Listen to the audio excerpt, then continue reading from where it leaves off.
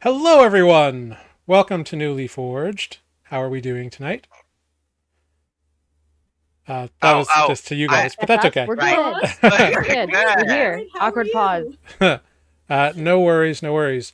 We currently do not have a defect, but Mike will be along shortly, and as soon as he arrives, he will join us for this evening's festivities. Hello, I've got it. It's wonderful to see you in chat as always. Good to see you, buddy. It's And like most viewed. yeah, Yeah, he's a regular viewer. yeah, he's a good friend and a great fan. Um, and a special shout out to SK Repo One who followed us last Friday. So thanks for that. Oh, bye. Whoop. He was frozen, in fairness. Oh dear. Well, until we get our friendly neighborhood turtle back, we're just going to go around here real quick and do some intros. We'll start down. This is hard to do because Because we're all in the wrong place. you're all in the wrong places now, and half of you are not even in a shot.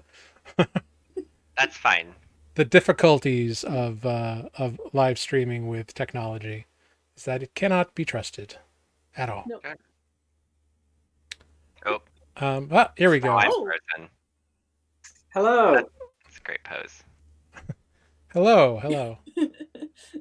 We're having all the fun today. Oh my gosh.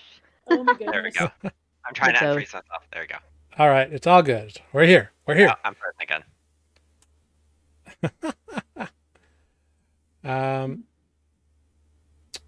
Well, anyway, as I said, I'm Jared, and we are going to do a little round of intros, say hi, who you are, and who you're playing. And let's start this week down in the corner with Amber. Amber. Hey, that's me. Hi, I'm Amber Tanajaya. I play Greg, the Goblin Artificer. And I forgot already what the question was. Oh, I had a good one for this. I I didn't miss it. Okay. No, you didn't. know. I actually I know. forgot to say it, but I had a good one too, and now it just whoop, right out of my brain. So let's go with, what is one thing your character would love to find in Fayhabor, but is not expecting to? Oh. Mm. Oh no. I think probably a place to get. I have no idea. Greg doesn't care. This is a really hard question. I found a good drink already. Yep. Priorities. Someone to teach Greg the art of forgery. Okay. I feel like there would be a chance for that. I don't know. It's possible. Let's move down next to Sarah. Oh, hey, that's me. I'm not frozen. My name is Sarah, and I am playing Olive, who is a half orc druid. And Olive is looking for nothing in this town but revenge. Revenge and justice for her town, and she certainly hopes she finds it, and she's not looking for anything else. Cool. But what is something that she is not expecting to find? Not expecting to find? Yeah. Friendship. True love. Love. Oh, that's pushing it. Wow. Yeah, probably. This is D&D. Indeed. I don't know what she's not expecting to find any help. Mm. Fair enough.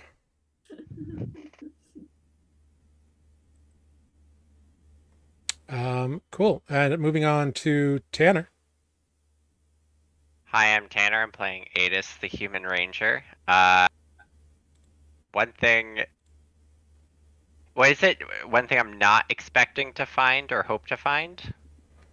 Yeah, something you are don't not something you are not expecting to find, but that your character would like to. Answers All right. to lots of questions. Too many questions. Fair So many enough. questions. Apparently, Spoot is investigating some form of a sudden storm. So he may be out of power very shortly, which would be very unfortunate. Oh dear. Small session. Yeah. Does that mean we're all going to look at half my head in his spot all night? No, we're going to take a short 5-minute break to see if we can fix some technical difficulties. But when we come back, we will hopefully be regrouped and a little more able to continue on and sort through the craziness that's apparently happening in the world at the moment. So we'll be right back, everyone. Thanks for sticking around. Much appreciated. Sorry about it. We apologize.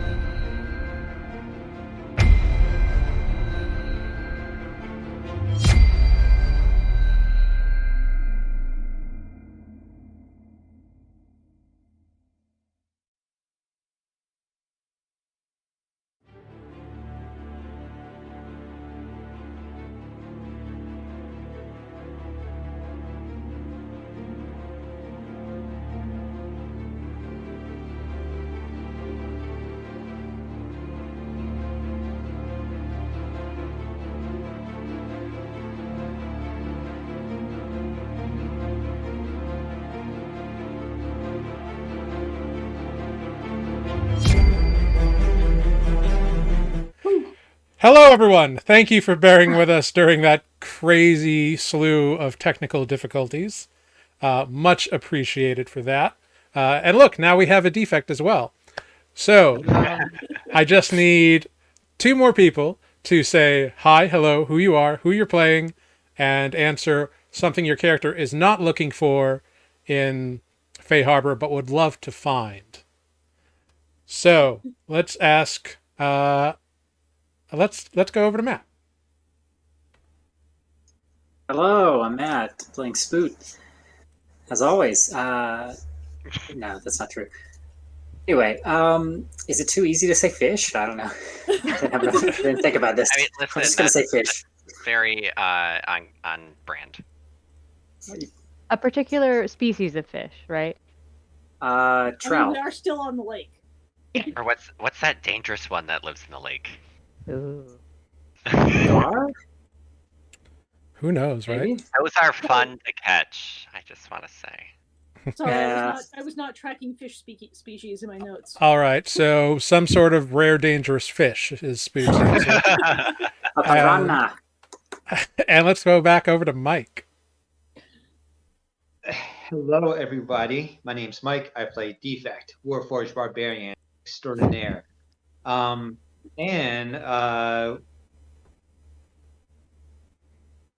I guess what Defect would be hoping to find is more about his past.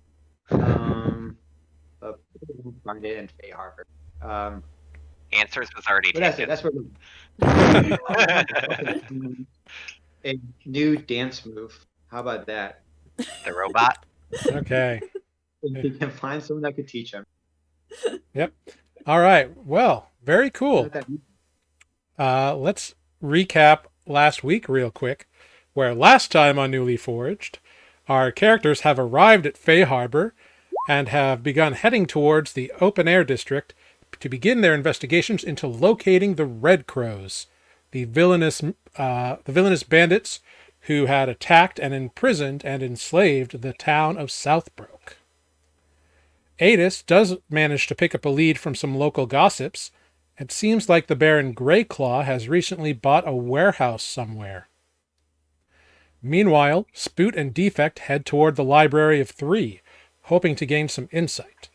Spoot realizes that this is the building he saw in his dreams, and becomes even more interested in what may be inside.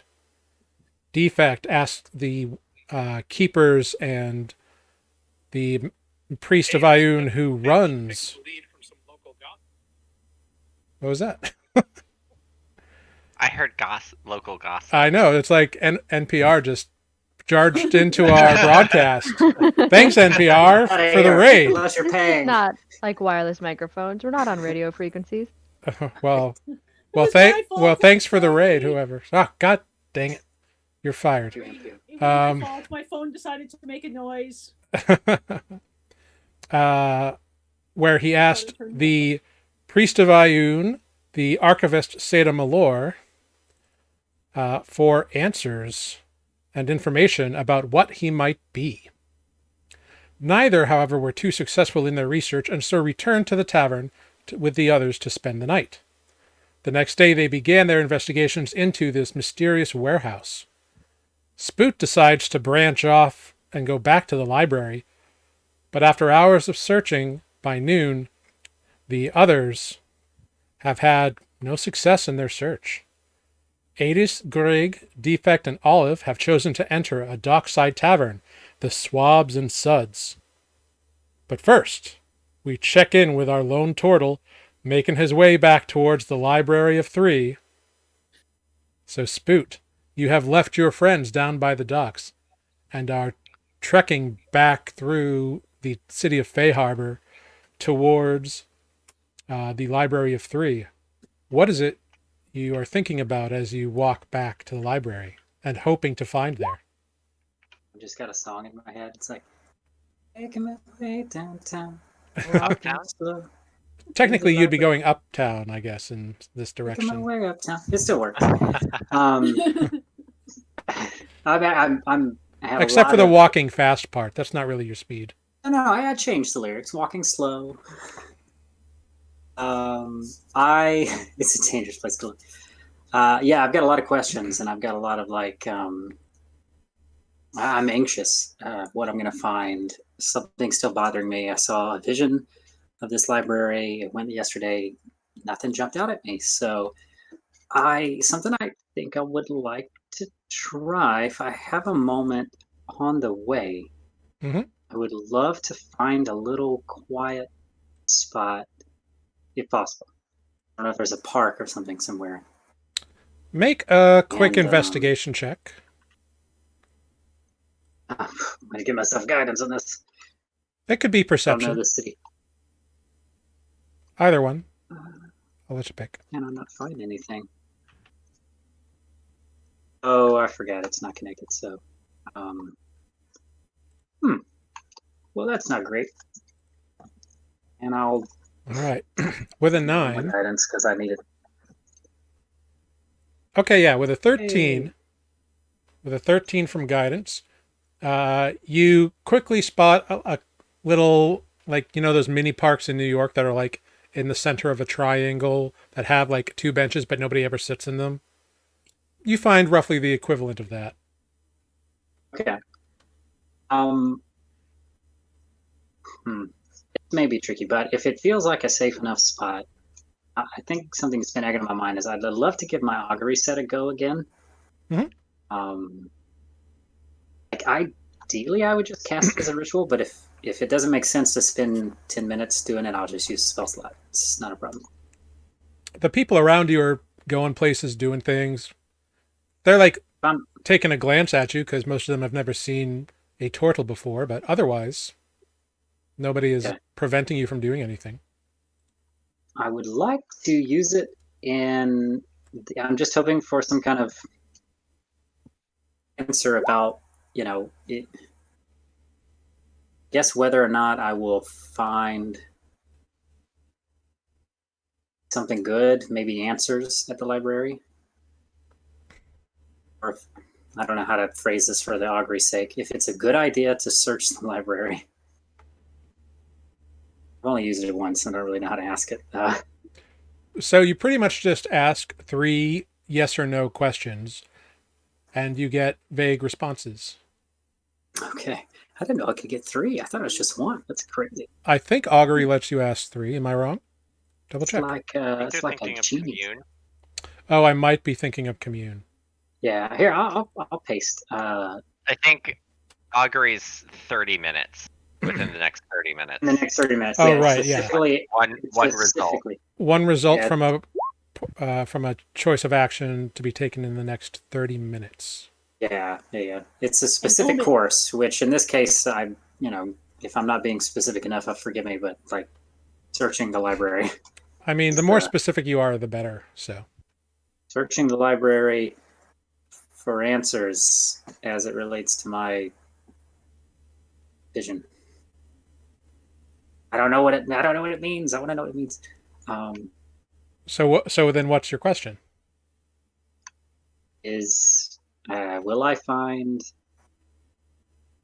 anything useful by searching the library for answers? I don't know. Okay. Wrote this down, I guess. All right, cool. So you sit down and you ponder this question and these choices you're making, your desire to find answers at this library about why you saw this library. Are you going to find an answer there? Laying down your tiles. As you do so, you get a sense of an answer coming to you.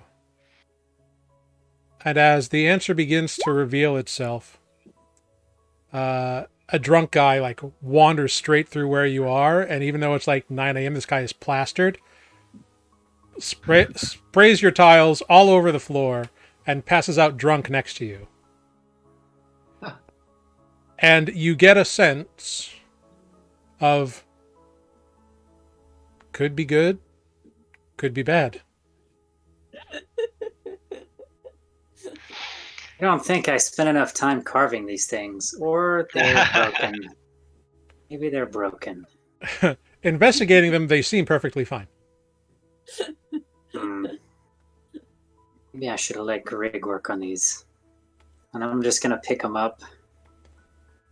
It didn't make me feel any better, but I'm going to continue to the library, I suppose. Yeah, you get the sense that you essentially got the equivalent answer of nothing especially good nor bad will come from going to the library and looking for answers, because good answers can be found in a library, but so can bad answers. So, Okay. On I go. Assuming I remember the way. I would say, yeah, you can get back there. So once again, after a bit of a longer walk, because you were back down by the docks, now you got to go back up to where you were. You arrive at that 3-cornered, 4-storied building of worked stone with triangle imagery and eye imagery all around it. Welcome back once again to the Library of 3. So you walk in, and that same receptionist, Keeper Valdira, is there, and she looks up as you enter. Oh, you're back. Welcome. But you're alone today. Yeah, my companion may be along later. He just didn't have the time to invest this morning in the answers he seeks. But I couldn't stay away. So here I am. Wonderful. Just kind of looking around. Not really sure what I'm looking for. I think I'm just a little absent from her, though. She notices.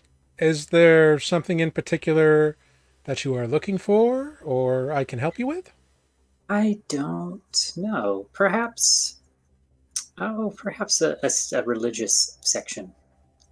Maybe that's where I want to go. Oh, of course. Right this way. And she leads you down a few sections across over by some tables to an area. This is our religious philosophy area. You are welcome to peruse and read any of the books on this level.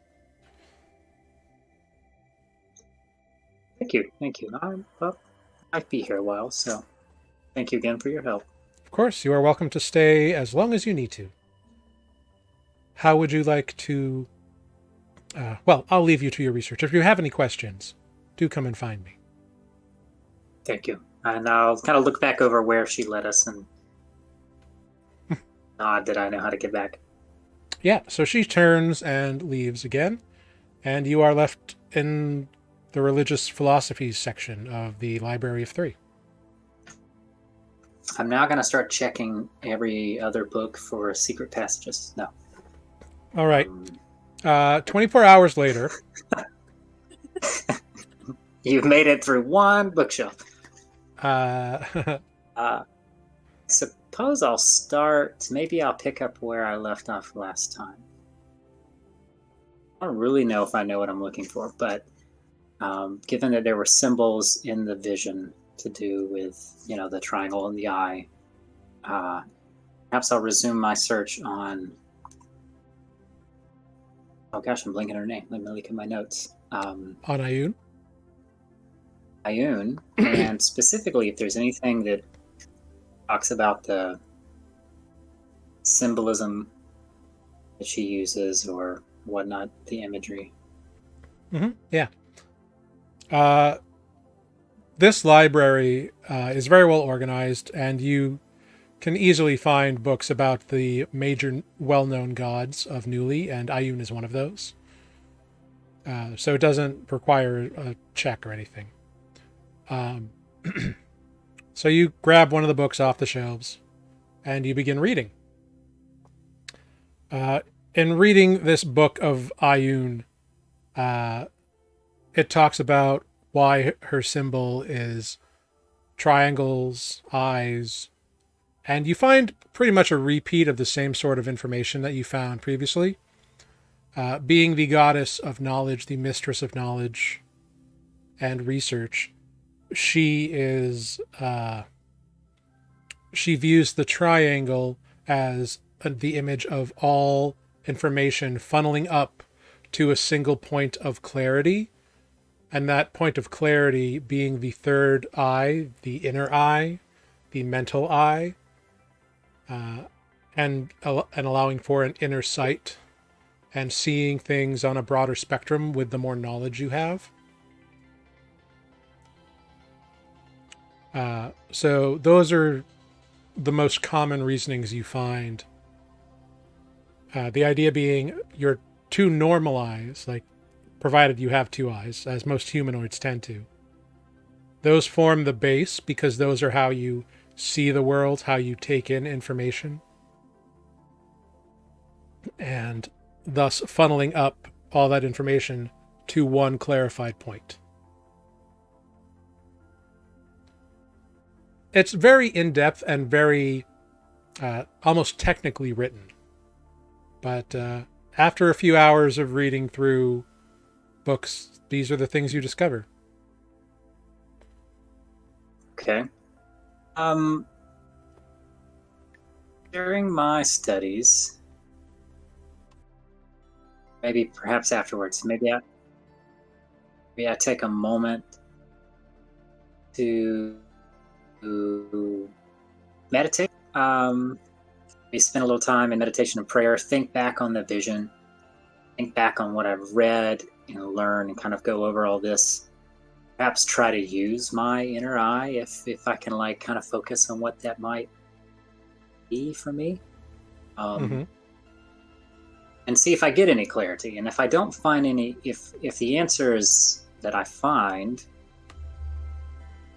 are I've learned something new, or maybe I've got a new perspective and there's no big secret symbol thing that I'm missing out on, and perhaps that will satisfy Spoot for now.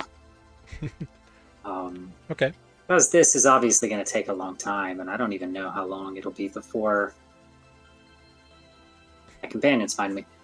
But I think at the moment, Spoot still thinks they can't escape that there's something that feels important about this place in finding information that might be relevant to their quest. And maybe that's not true. Okay. Sorry. Great. As you are reading, sitting there contemplating these thoughts,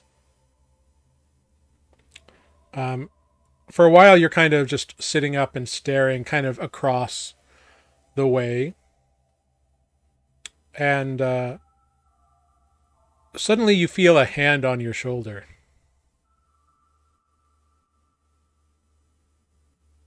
I will look behind me.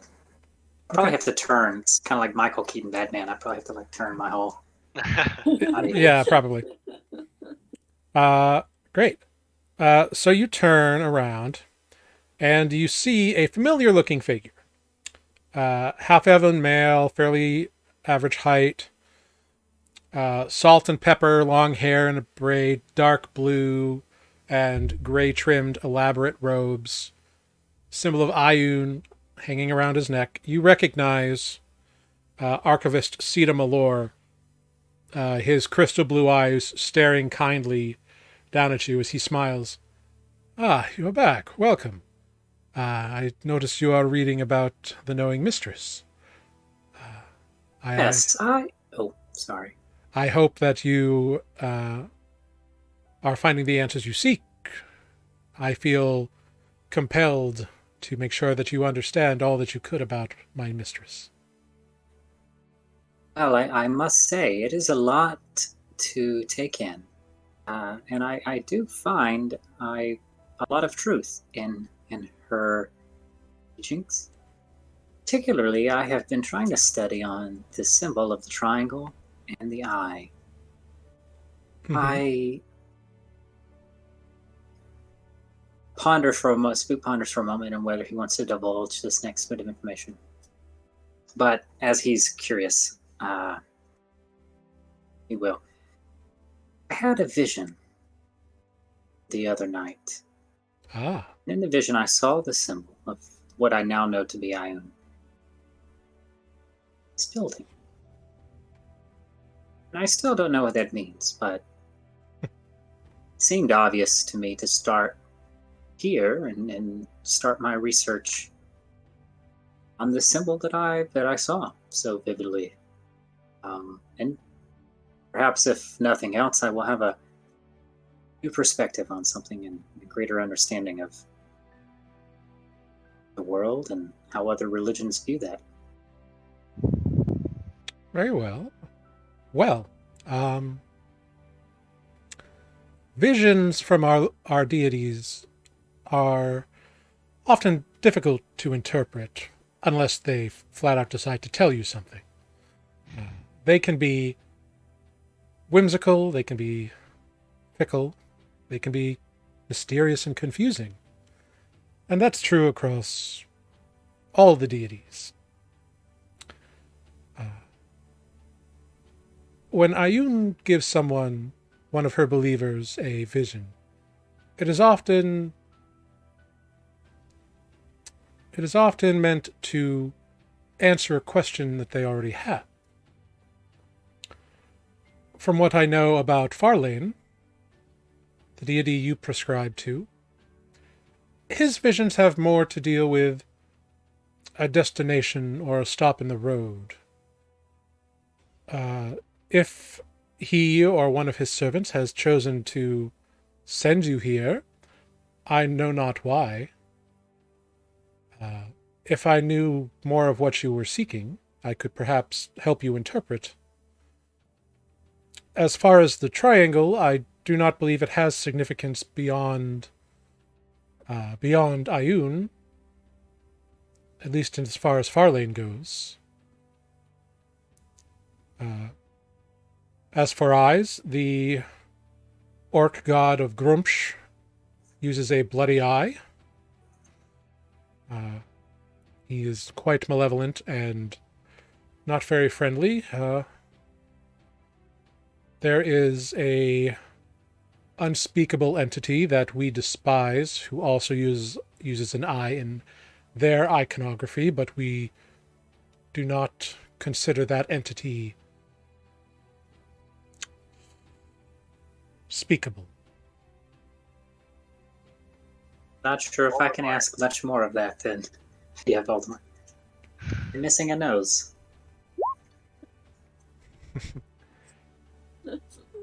That creature misses much of its body. Yikes.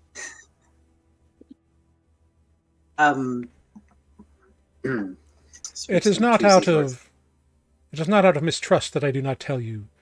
We just view the name of the creature as vile and filthy.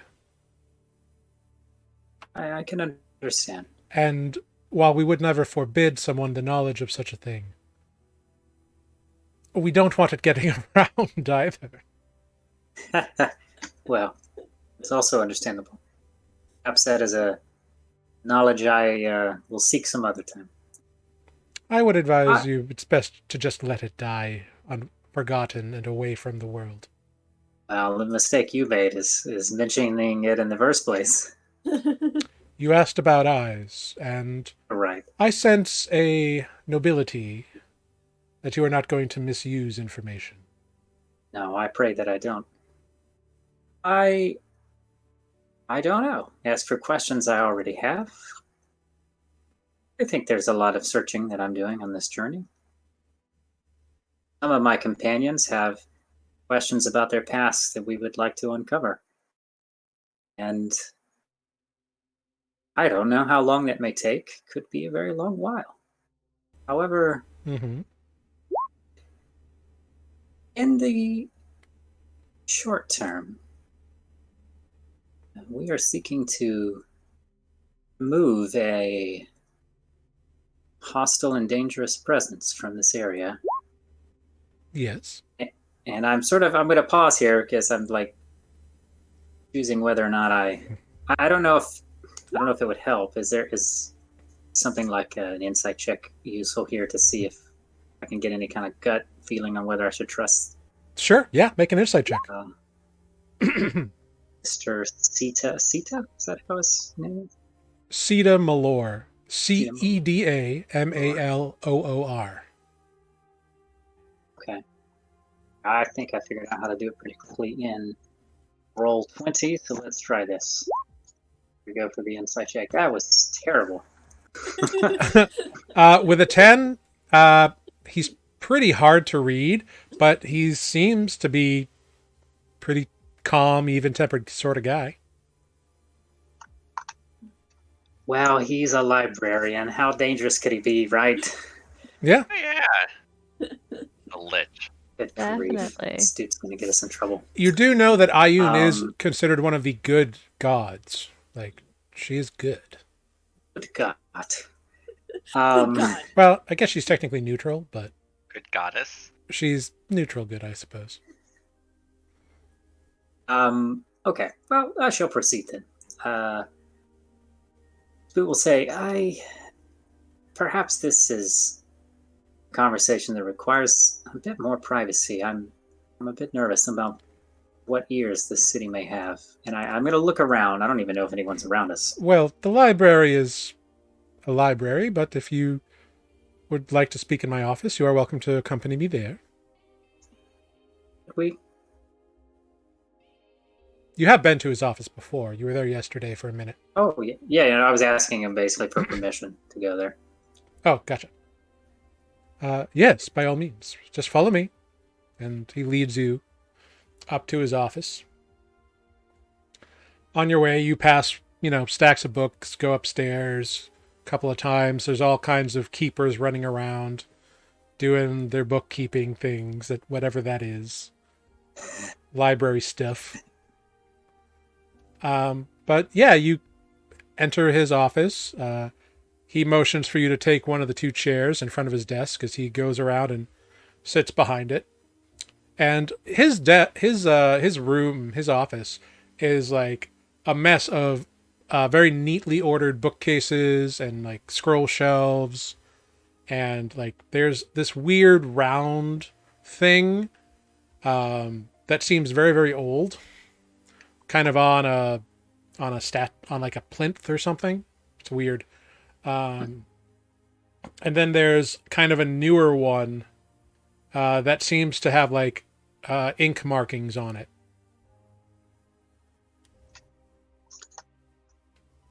Does the chair have armrest? Just kidding. I mean, yeah, it does. You can fit in the chair. I know I'm playing up this the size, but I'm a medium creature. Okay, so I'll just get right to it. Borderline large. Yeah, I think I would be considered wide but narrow, depending on which way I'm facing. Extra Anyway. medium. Right. So I'll get to the point. Spoot says, does the name Red Crow mean anything to you? Let's find out. What does he know about anything named Red Crow? Do you know anything about Red Crows? So many songs. At first, I thought that was what you said, and I was like, Okay, so I'm not the only one that heard that. Really? Oh wow, maybe my mic's being all. yeah. I was like, bread crows. This could be fun. But no, I know what you're thinking about. Where is that going to lead now? Oh, okay, cool. Indeed. He looks, and there have been a few notable individuals throughout history who have at least recovered history that have used the name Red Crow or been part of a Red Crow clan. There are you looking for something in particular? There's a group that we found in the town south of here. Ah. What kind of group? Oh, a hostile group of bandits. In fact, Oh. they took over the town, as it were, and Oh. the people of the town were basically in servitude to this group. We managed to run them out, but we discovered that they coming here the city. Evidently, they're working with. Appears to be a local group. A baron, perhaps. I'm not sure I understand the significance of all of that yet, but our quest is to try to find them and ultimately perhaps put a stop to them, as they seem to be a threat to the people of this region. I'm not sure what they are planning now that they have been removed from a smaller town, village, whose name I'm honestly forgetting right now for some reason. Southbrook. Shady Brook. Oh, so. Southbrook. Thank you. I was getting confused with another game I played. Perhaps this is too much to ask of you, but I don't know if any of this is relevant. And when I had the vision of the symbol of Ioun and in fact this library, it just led me here searching answers. Perhaps I'm reading too much into a vision of a god. He kind of listens as you speak and takes a moment after you pose this. You can tell he's kind of processing the information and kind of, you can see his eyes kind of darting a little bit as he's like, almost as if he's like filing things in a certain order. First of all, just so I understand, you're claiming this group of Red Crows were bandits who enslaved the town of Southbrook, and you freed the town? Correct. Firstly, that is wonderful to hear. When you said the town had been enslaved and overrun by bandits, I was terrified. I did not know that you were heroes. Oh, hero may be a strong word. Would like You to think saved a town, apparently. I would like to think we're all just doing what is the right thing to do, and I don't know what the end goal is for every member of my party, but at the moment we're all working together on this, and Well, excellent. to finish what we started. Of course. Second of all, that amazing act of kindness and goodness will surely carry you favor and do well in your life. And if you have some form of proof, evidence that led you here, believing that these Red Crows have come here to Fayhabor. Yes, we discovered a letter in town, in Southbrook. And do you know which baron this letter was to? Hang on, let me consult Or was my it notes. from? It was from a baron. Let me consult my notes here.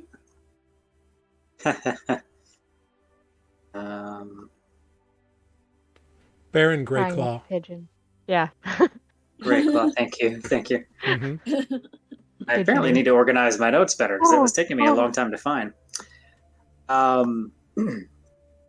Yes, Baron Greyclaw. And something that is interesting to note, it was written in the language of the giants, which I have heard Interesting. there is a leader, member of the Red Crows perhaps, that is Goliath, which troubles me. One would think he would be easy to spot, perhaps in a city like this.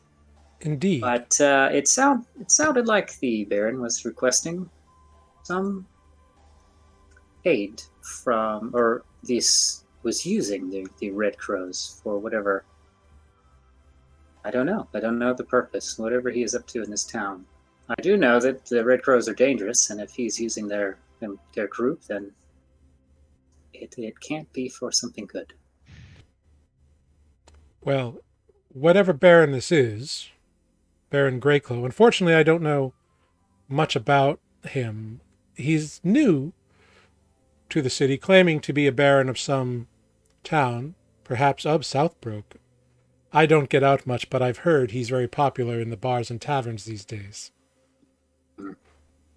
It troubles me that an individual of high rank could be involved with such brutality as you have described to me, especially one who comes to Fayhabor.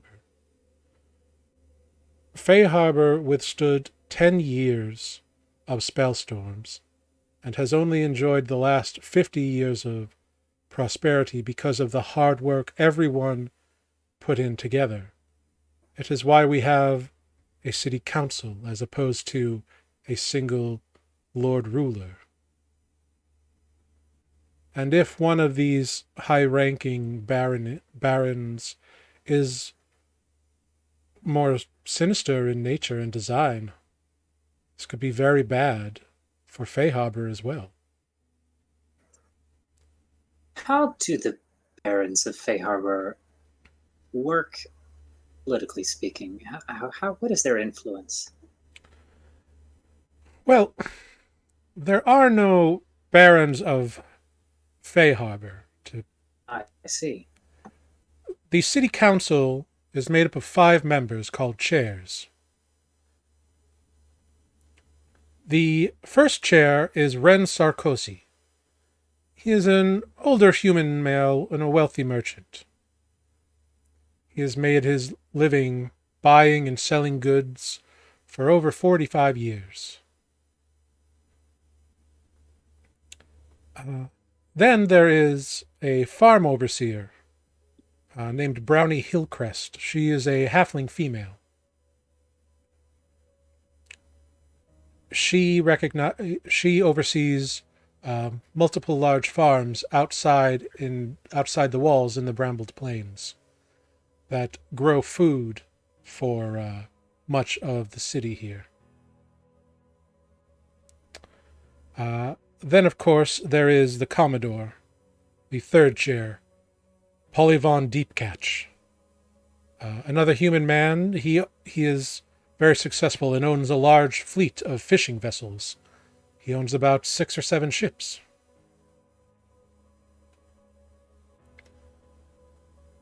Then there is another baroness, or a baroness on the council, the fourth chair, Alua Greenneedle.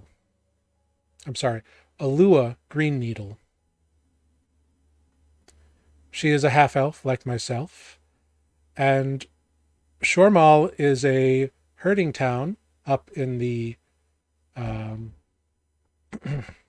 sorry, a moment. Oh, come on. Thank you. Shormal is a herding town specializing in soft wools north of the river over on the pastoral plains.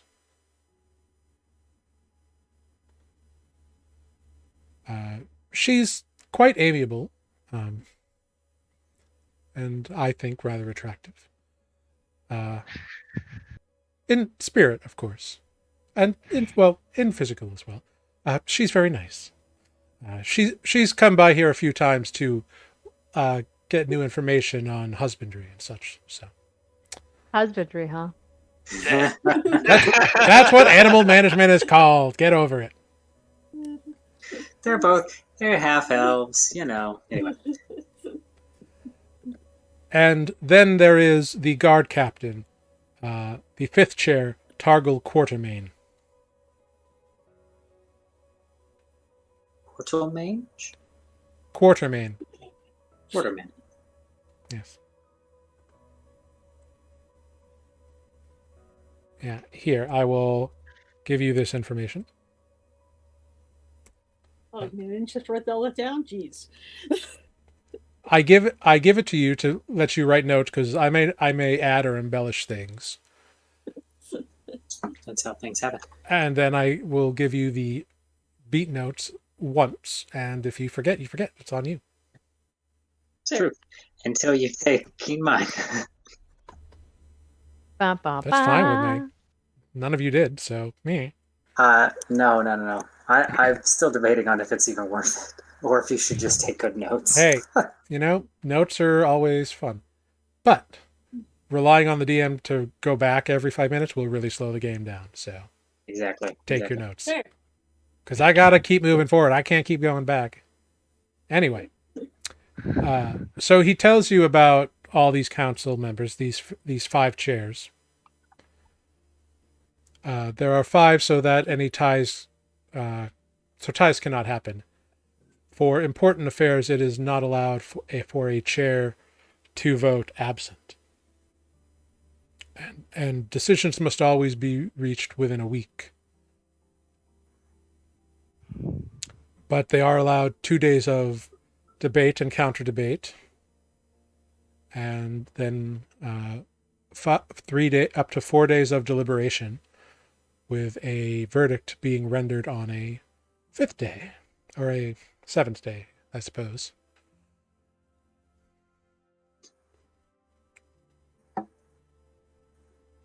Well, Spoot's head is spinning from all the politics because things are a bit simpler in the swamp.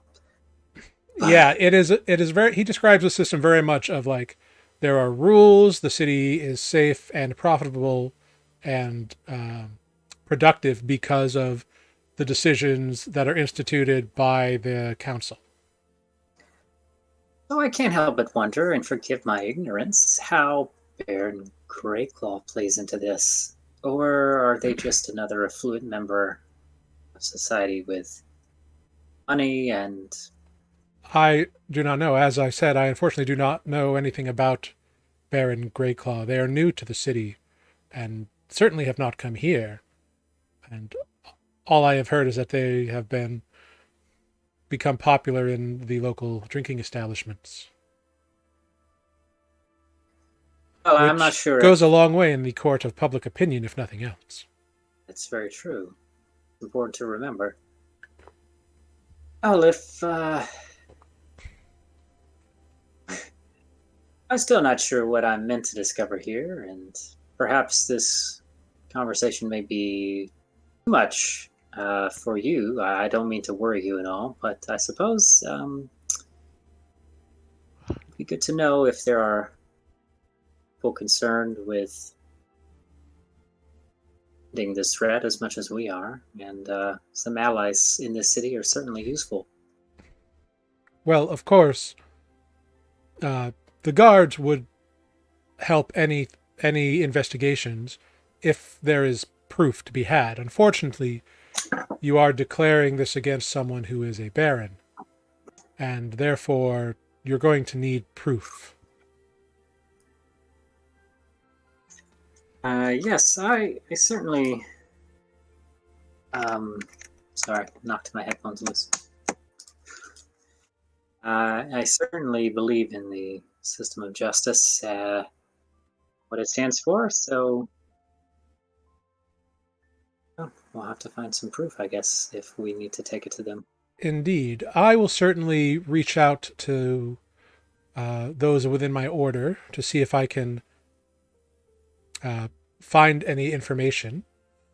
And if I do, I will let you know. In the meantime, if your friends are out there searching for dangerous people, perhaps you should join them. I have a feeling I have a feeling that they might need someone of your skills. Well, maybe to keep them alive, perhaps, but they're a fairly capable group on their own. But I fear you're correct. Perhaps these are the answers I was meant to find here. So, Sita Malor, I thank will you say, again. just before you go, a vision does not always relate to the immediate future. Oh, that's important to remember. I will ponder this and meditate on this some more, and perhaps I don't think this is the last you will see of me.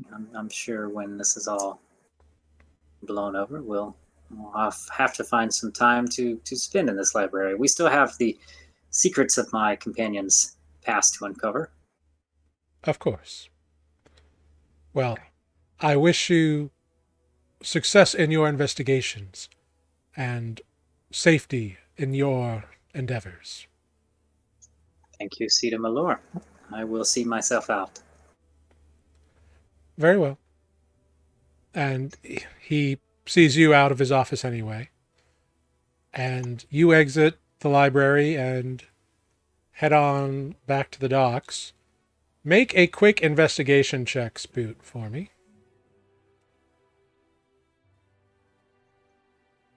Oh, I did it the long way, but I'm going to take this roll because it wasn't bad.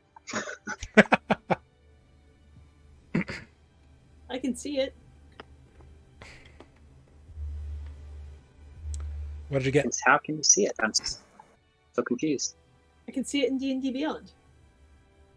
Yeah, there's like a Yeah, there's picture in a the chat campaign log together. thing that it'll update. Oh, that's cool. Now you know I'm not like bluffing my rolls. It blinks at me when it has something to tell me. So you rolled a 16. Right? All right, That's cool. That's final. All right, great. It takes you some time once you get back down to the docks, but you ask around. A few people point like, "Oh yeah, they were looking for something." "Oh yeah, they asked me about some sort of flying red bird or something. I don't know what they were talking about, but they went that way." Somebody was talking to a horse. Ask the dog. Yeah. You eventually do find this gruff, kind of bitter, angry guy, like working, unloading a cart that's drawn by horse. "Oh yeah, I saw them. One of them tried to stop my horse from doing its job." Yep, that's them, all right. On the right path.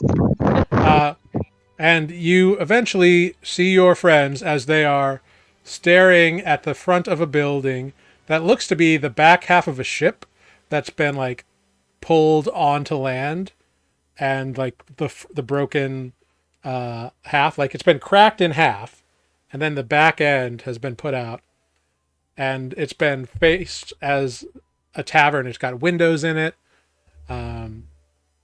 There's like an outdoor patio, and your friends are standing right outside. They look to be thinking about going in. Now I will use the sending spell to let them know I'm coming. No, I'm just kidding. Yeah. Burn that spell slot. You can see that there's a sign on the thing that has a mop and a like beer stein with sudsing foaming top. If they don't notice me approach, I'm just going to walk up and stand behind them and stand for a moment looking in the same direction and then just go, "Thirsty?" Adis, you hear yeah. Spoot coming. Yeah, You are I feel like you are aware enough of your surroundings and familiar enough with the sound of Spoot that I don't even turn around. I'm just like, hey, Spoot. Yes, wow, I was gonna make a perception check. No need with old Hawkeye here. I see everything. yeah. It's like a gentle shuffling, isn't it? Hey, everybody I gives see Hawkeye a everything hard else. time, but let's get one thing straight right now. Every battle the Avengers had with Hawkeye in those movies, they won. Every one where he was not there, they lost. I mean, Loki won when he was on his side. Yeah. Yes. Anytime Hawkeye was fighting for someone, they win. Just want to put it out there. So don't stop giving Hawkeye a hard time. Clint Barton is great. I didn't Anyway, even mean it as like back a to slight on D&D. Hawkeye. Back to Nuuli Forged. We got something to unpack here. Quiver.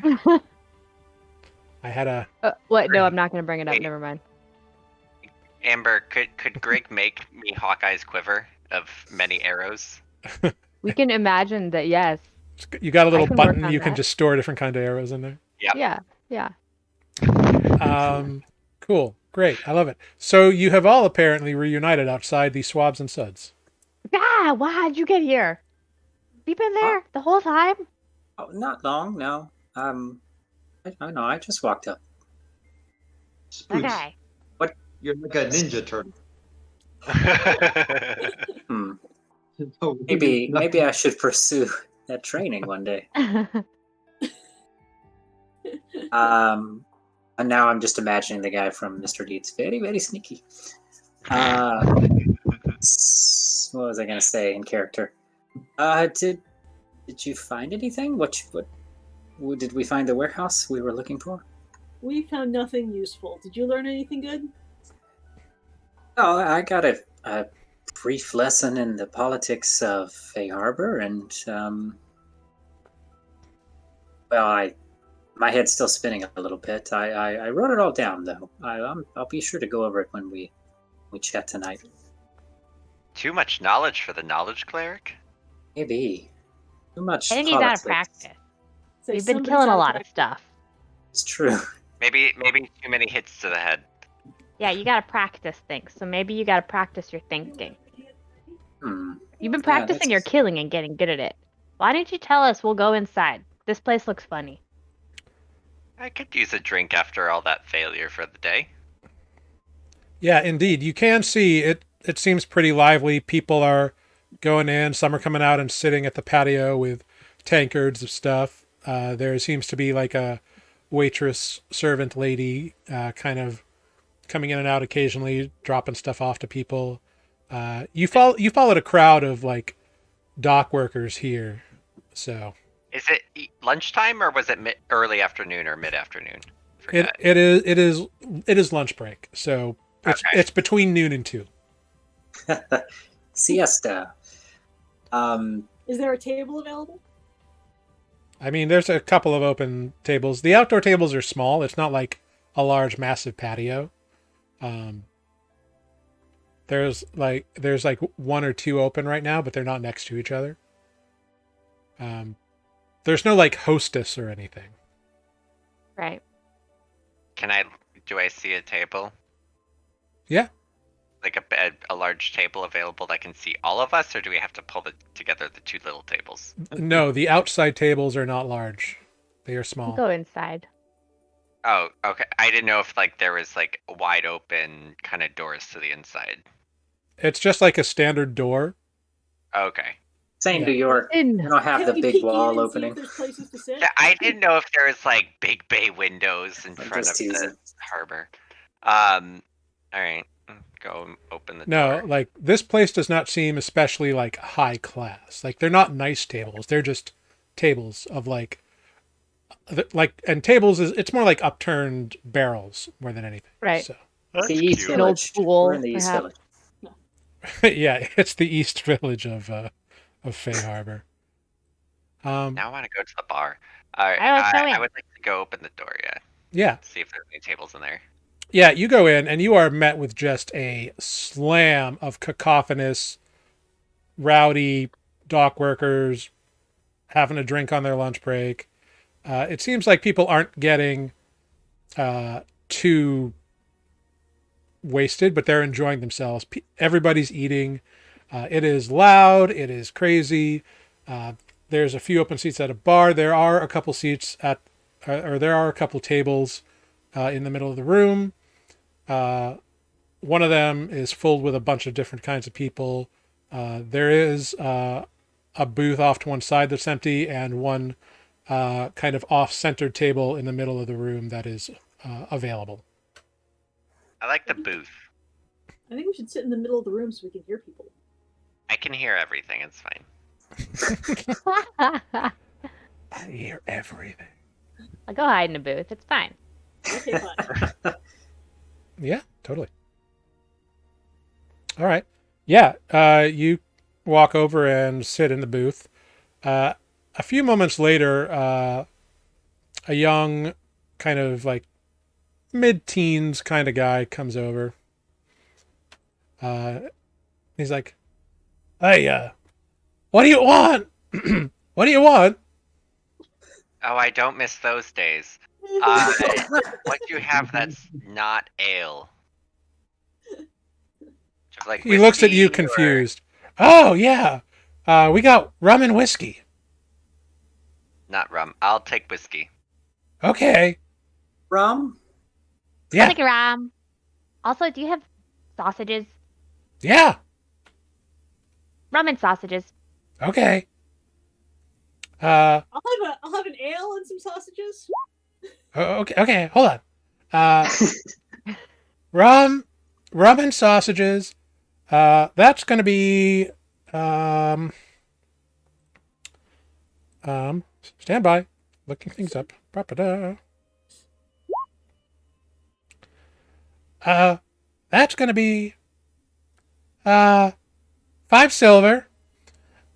Ale and sausage is gonna be uh 3.5 silver. Or 3 silver and 5 copper, if you're not sure what I meant by that. Um, wait, you ordered a rum, not ale, right? I got rum and sausage. Spook got Rum and sausage. Okay. Whatever I told you before, I was wrong. Sorry. It's 1 gold, 4 silver for you. Okey-doke. For rum and sausages? Yeah. Do some good rum. For the rum, it's 1 gold. It is some good rum. And for the whiskey, it's 1 gold. Okay. And I'm still at 2 silvers and 5 copper. You're at 3 silver and 5 copper. 3 silver and 5 copper. Got it. The ale maybe not so high quality. It seems like most people are drinking the ale. That's about right. I'll lay down for my drink a 2 silver tip. Oh, wow. Thanks a lot. No worries. How's the whiskey? He kind of looks over at Defect, not sure what you are and if he should ask you anything. So he kind of awkwardly is just kind of eyeing the rest of the group and then looking at Defect. He just samples whatever we have generally. Okay. Okay. I'll be back. And he leaves. Some time goes by. He brings your food and your drinks, and you all ingest it. There is nothing fancy or special about the whiskey or the rum. It's just pricey. It's just pricey. And like the food's all right. Like the sausages are okay. The ale is a bit watered down. But the environment here is lively. It is all very cheap. It's all very affordable. So this it's is kind Fayhabor's Rude Rudy's. you get the sense that this is more of a dive bar kind of scenario. Yeah. So you're all eating and you're all like trying to pick up stuff. Like you're trying to be aware and hear rumors and whatever, right? Yes. Mhm. That is I'm why trying to listen. that is why you're here. Looking for someone interesting to stare at Yeah. Not because we heard the sausage. with my golden orb-like eyes. Defect, do you want to try this whiskey? Yes, I will reach over, grab the whiskey, and try it. You mentioned before it's nothing special. It is not. I would equate it to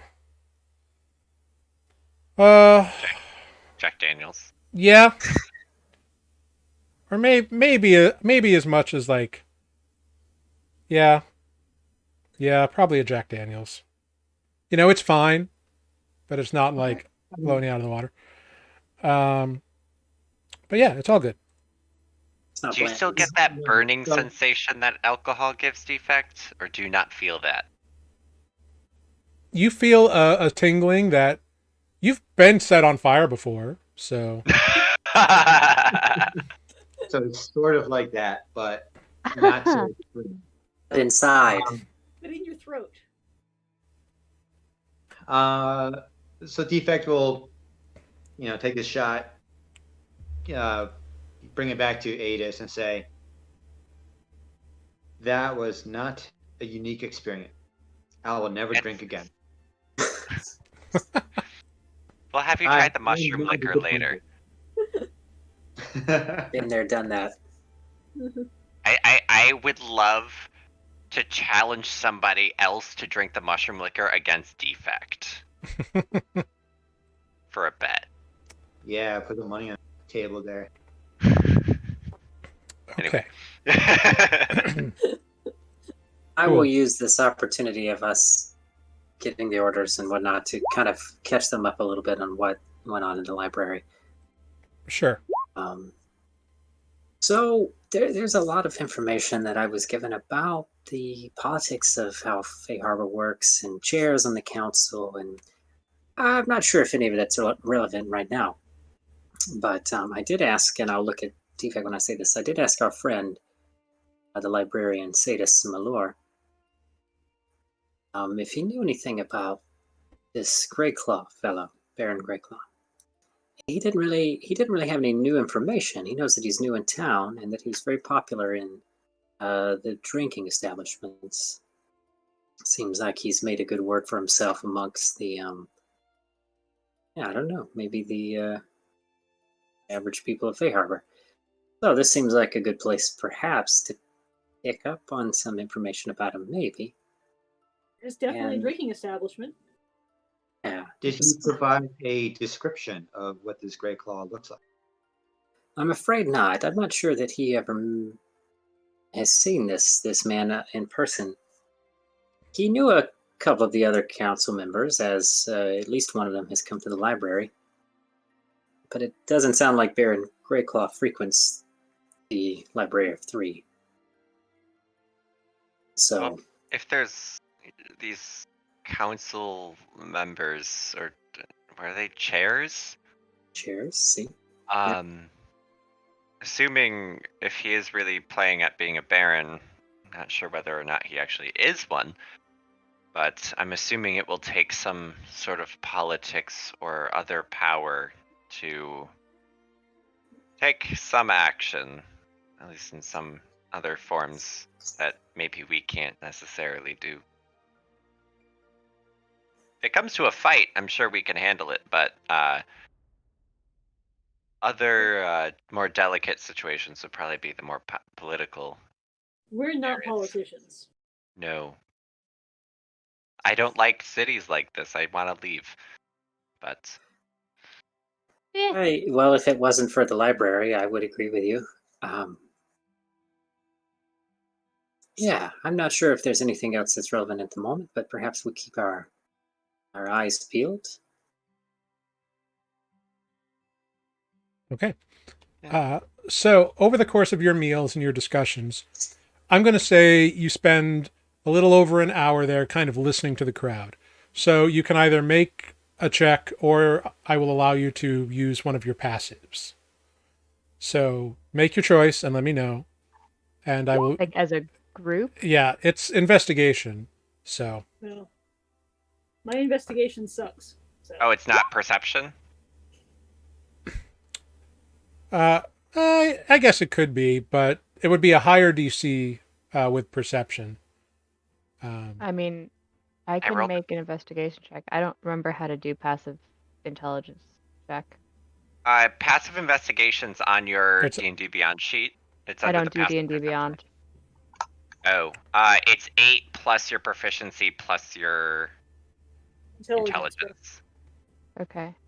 No, it's just 10 plus your... Oh, is it 10? Yeah, it's just 10 plus your proficiency score. Oh, okay. Or no, plus the intelligence. That can't... So yeah, I'm not sure that's right either. I'm fine doing a check. 14 isn't that high. Okay, cool. I mean, I rolled a 23 for perception. I also have a 16 passive investigation. Yeah, that's fine.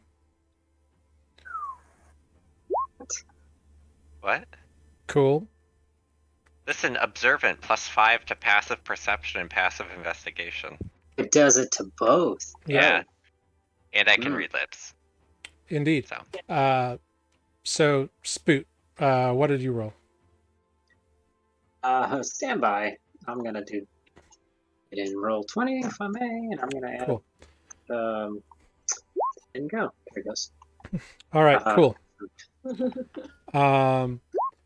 So guidance.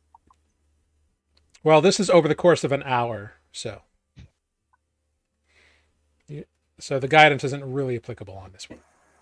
Oh yes, I see what you mean. Well, in that case, sadly, my passive is 1 point higher than what I rolled, but it doesn't matter.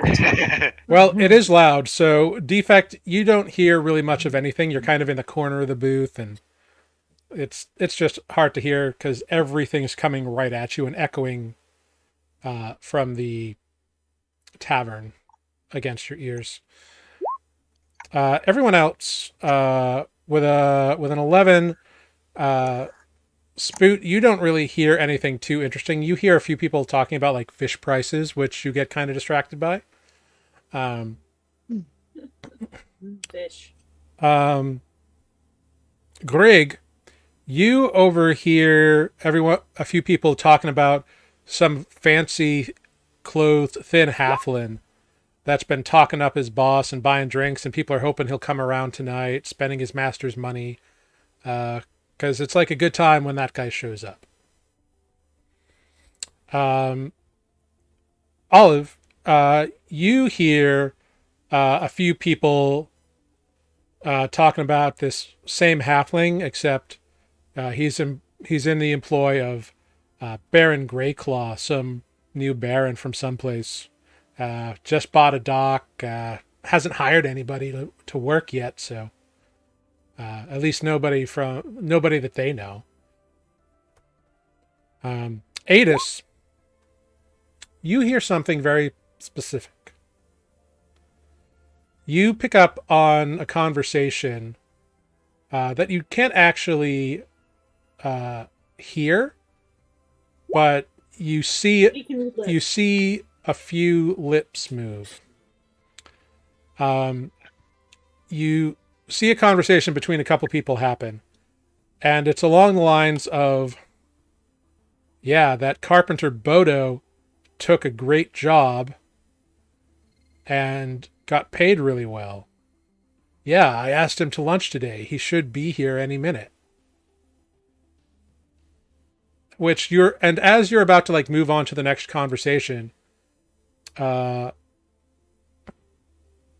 sorry. Sorry. Rewind. Blur. I can't read my own notes. This conversation that you are seeing, it's a conversation between two carpenters, and one of them is talking about how he was contracted to do some work for a halfling named Bodo on some manor in the fancy part of town. He got paid really well and kept talking up this Baron Greyclaw he works for. And they keep talking about it for a minute. He's like, I never met the Baron. But that bodyguard, that archer guy, like, I don't think they're getting along because he was always there, but he seemed to be constantly distracted. And he's kind of talking about the grounds a little bit to his friend, kind of like telling oh yeah, I fixed this balcony on the second floor, and then there was a balcony off to one side of this common room, and then off the front of the house. I want that many balconies. Damn. Yeah. He's like, and they have a tower that I like fixed up. I put a trap door in the top floor so they can climb up a ladder. It's all very fancy. Is kind of the conversation you get. You get the sense and learn pretty quickly that this carpenter has definitely interacted at this Bodo's boss's place and like done work on the house at the house.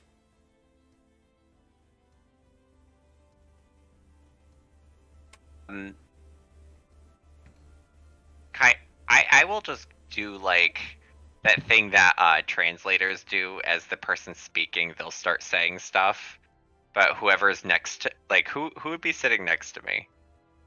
That'd be Spoot. Sure. I would just kind of start like whispering, kind of just like loud enough for Spoot to hear what these carpenters are saying. Does Spoot quickly and easily pick up that he's whispering another person's conversation, or does Spoot think he's... I mean, I would say, like, Spoot, hold on, and then just like start reading their lips.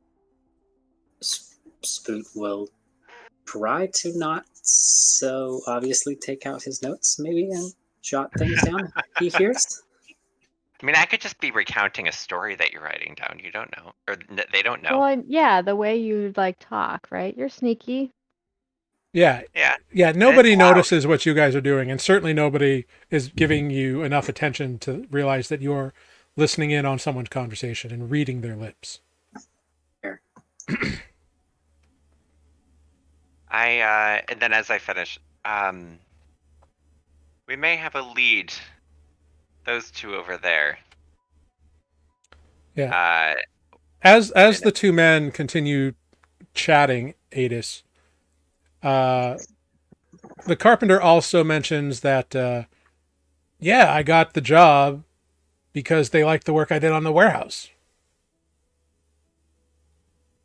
Yeah, the Baron's just got a new warehouse, so I got hired to fix up the manor. Oh, he also did the warehouse. Yeah, he seems very happy to talk to his buddy about his work and his massive slide into like good money. Mm-hmm. Maybe he knows where the back door is. I don't know how to sweet talk someone into that one. You don't have to. I've got tools. Hey. Yikes. No, that's not what I meant. Consent is important. I just meant that you are very smooth operator. So charming. There you go. Greg, do you have that spell still that makes me better at things? Could you make me more charismatic? If you want, I mean, I could go over there and like see if the guy could talk about like if he needs more workers and stuff, and because then I'll go and because I have tools, I can look like the part. But you can be sneaky. Sure, here. We can do either that or I was gonna see if we can maybe say that we have somewhere like a house, or we want to build a house, but we want to see his quality of work. Okay. But I don't know which would we rather do. I don't know. I can pretend to be a carpenter, but I'm not Is he likely very. to take Most us on of the a time, tour people of don't his like boss's me. house? What? We're was that? buying a warehouse. We don't look like we'd buy a warehouse. I don't know, man. What if we Be a just say we're tree workers house. looking for a job? Where's this I warehouse? don't think I look like a carpenter. I do. I can. I got tools. Yeah, but they all shoot fire. I can also enhance myself. They don't all shoot fire. They'll all shoot fire, just most of them. Okay, let's see. Well, I mean, maybe if you went over with defect and say you built defect. Carpenter wouldn't build defect. No. That's true. Well, if you want to give it a try this time, I talked to the gossips last time. Well, Adis, you could always say that you need some work done on your house. Well, that's what I was thinking, because, back home, designs were intricate and complex, so I'm wondering if I could maybe pique his interest with that. It does sound like he's proud of his work.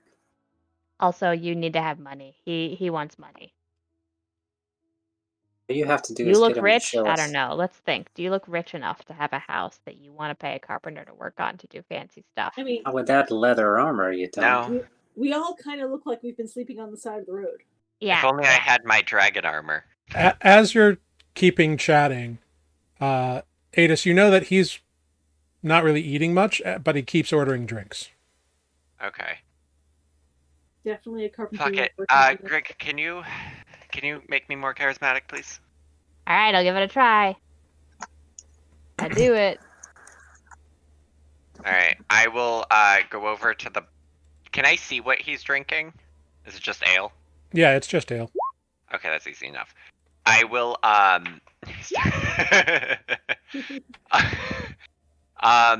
will go to the bar. Just I will pick up another round for them, and I'll walk over to the table. Okay. All right. Here we go. And excuse me. May I sit? I brought you guys around. I just would like to ask some questions. I heard you're carpenters. Oh, aye. Yeah, of course. Come on down. Sit on down.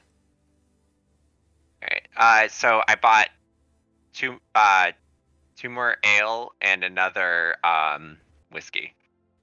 So how much does the ale cost? 4 copper pieces. Oh, Jesus. I'm just gonna subtract a silver. I don't want to break change. All right. So I'm sorry. I couldn't help but overhear you slightly that you are carpenters, but that you built for that new baron in town. Oh, aye, that I did.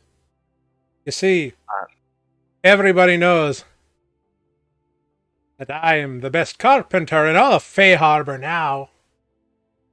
No, you're That's, not. Oh, but I am. You're really not, though. You just got lucky. They picked you off the street to fix the warehouse, and then they were like, hey, you did the job. You might as well do it up at our house, too. That's not true. They loved my work. And they kind of bicker a little bit. But yeah. Well, I mean, I grew up in a village, but our woodworkers and carpenters did beautiful work, but sadly I'm very far from home. But I was wondering if maybe I could see some of your work. I mean, I probably can't go to the Baron's Manor, but I don't know if you could show me the work that you did at maybe his warehouse from the docks. I have Sure. some complex stuff I'd like. Sure. I built both annexes on the north and south sides of the warehouse. It's over there at da-da-da, and he gives you pretty much an address. Well, I really appreciate that. Thank you. What's your name, just so I can try to find you again? Shemar. Shemar? Shemar. Like Tanner's asking for notes. Dhemar. Shemar. Okay. Shamar Well. Perkins. Oh, you'll Pleasure to find meet him you. easily. He'll be the one loud, boasting, and drunk in any bar. You're that his saying friend? that like it's a bad thing. Come on. We all know that carpenter. Yeah. I mean, when you get good jobs, it's good to revel now and then.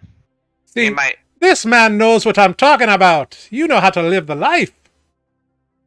me and my friends celebrate often after our adventuring achievements. As well you should. Yes.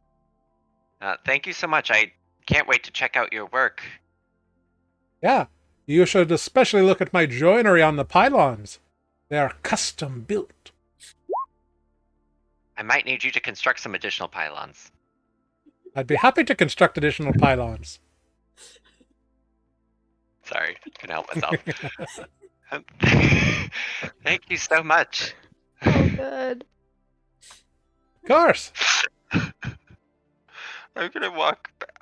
I'll give that. I'll put down another 2 silver for them. Next couple of drinks are here, and I'll go back to my table.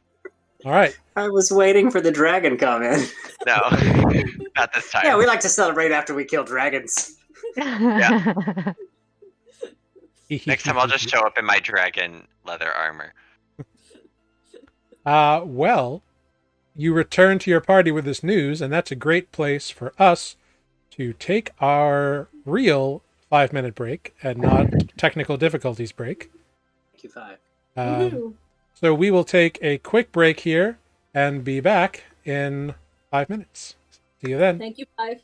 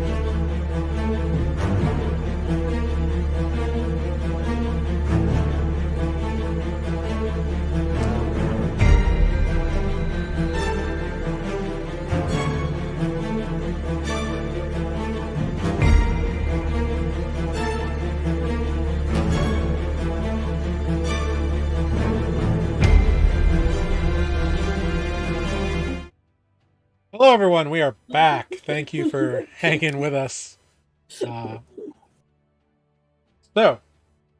Adis has just returned to the table to apparently give you all some information. You don't say. Yeah.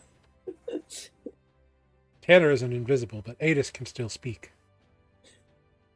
So guys, what I discovered was terrible impression of Adis. Sorry, Adis. Didn't deserve that. He pretty much tells you that he got an address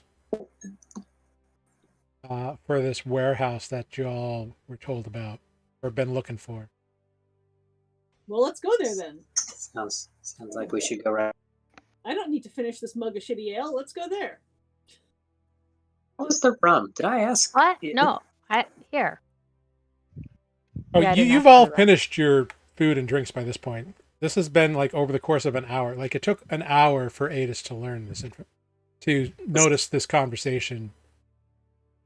Important question. Was it 1 gold worth of rum? Or was it overpriced? Oh, it was severely overpriced. That's what I thought. Yeah, it was like meh. It was like Captain Morgan, maybe. Gross. Yeah. Wow, even Spoot would probably not approve. Greg doesn't care. Greg, finish this. Okay. And Spoot just like slides it down the table. Olive expected the ale to be shitty and was not disappointed. Ale to be shitty. Here, Natus. Sorry. I need coffee. So we will. That's all right. I think we can move. We'll go to the address provided by Adis. Okay. For the warehouse. Yeah, you can leave and do that. Check out the joinery on the pylons. Yeah. Sorry. So you follow the directions that Adis was given. It's kind of a general area of the docks with some directions based on like landmarks. And as you follow them, you begin to realize why you couldn't really find the place. Because like most of the buildings look the same, and like you stuck to ones that were really close by. And this one is actually like set far out towards the edge of the docks, like isolated almost. Funny that. Yeah. But you see the warehouse as you approach. You see a building. You're kind of walking. You're walking south, so you would see the north and east sides of the building first. Sorry, north and west sides of the building first. So you see on the west side, which is where the main doors are, they're closed. And they're big, like double doors. And you can see on the north side, farther back towards the rear of the warehouse, you see an annex that's kind of been built up on pylons, and there's a staircase that kind of goes up. Imagine like beach house stilts. That's kind of what it is. Can we inspect the joinery? You want to get close, yeah. As you walk closer, you can see that there is a smaller, like regular humanoid-sized door in one of the front doors. Like it's a door in a door. But like the big cargo doors are easily 15 feet by 10 feet. So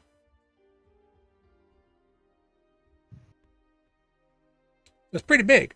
Actually, I guess it would be a 15-foot square. So it would probably be like 15 feet by half of 15, 7.5 feet wide on each side. And then Enough for Goliath.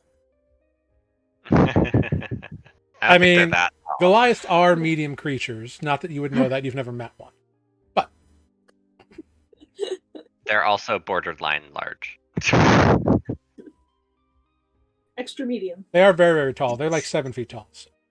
Extra. Are there windows that open or close or anything like that? Or an So, open balcony? the only balcony that you see as you are kind of where you are right now is the one like right outside the door that leads into the annex. As far as windows go, there are no windows visible that you see. I mean, it's not designed to like be uh, somewhere where you like look out of. It's a storage facility. Mm-hmm. Surely That they need balcony have a illumination. door though. Yeah. So the stairs lead up to a little platform, and the platform leads to a door, and the door goes into the annex. Do you want to see if it's unlocked? I mean, it is the middle of the day. So. It's true. Yeah. Well, we come back later. Yeah, we know where it is. I can always, I'm not saying you can't. I'm just saying you asked if it's We- unlocked, and it's the middle of the day. Right. Oh, And yeah. this is all on the front of the building. Is there any way to get to like the back? Walk The around annex it. is on the back side of the building. Annex is on the back. Okay. So imagine a T, and the top of the T is the annexes, and that's the back of the building. And is that on the water or is that? So the front of the Can you building, walk around it? no, it's not on the water. The front of the building is on like a road, and the road leads back to the main road, and then that road leads back down to the docks proper. So we're not near the water. No. It's just the docks district. Can we I- walk around the other side? I mean, if I thought we were at the back with the stairs. No, not yet. No, this is all just stuff you noticed as you're getting close. Got you. Okay. But yeah, Olive, if you walk past the front door and look on the south side of the building, you see pretty much the same thing. There's another annex on the south side. It's pretty identical looking construction. It's got a little landing with stairs. Same carpenter, I bet. Could be. Probably. Bloke. I would like to walk up the annex stairs. Okay. Which one? North or south? Oh, Jesus. Or walking south and north would be closer, or did I get that backwards?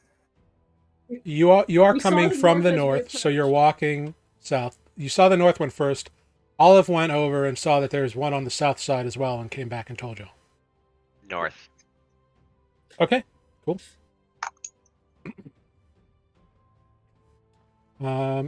Yeah.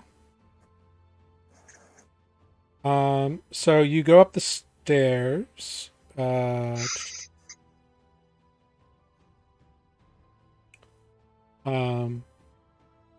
Are you like being sneaky about this, or are you just walking up the stairs? I mean, approaching. Did we see any guards or anything? You don't see any. Well, make a perception check. Okay. Good question.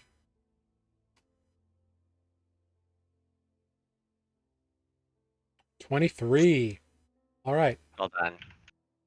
Let's get that higher. 25. Okay, 25. With a 25, you look around. You don't see anything. You hear some noise inside the building, but you don't see anybody like ostensibly standing guard outside the building. Okay, I'll go up the stairs. I'm just gonna walk up. I mean, I'm not gonna be like, slamming my feet down on the steps, but Okay. normal pace. Yeah. With doing that, you walk right up to the door. Is it open? It's closed. I mean, sorry, unlocked. So you like turn the handle. It's locked. Okay. It's polite to knock. Are there any windows or anything, or no? No, there's no windows. Okay, At least not on the walls. It's dark as hell in this warehouse. right. Good thing I have dark vision. I will knock on the door. Why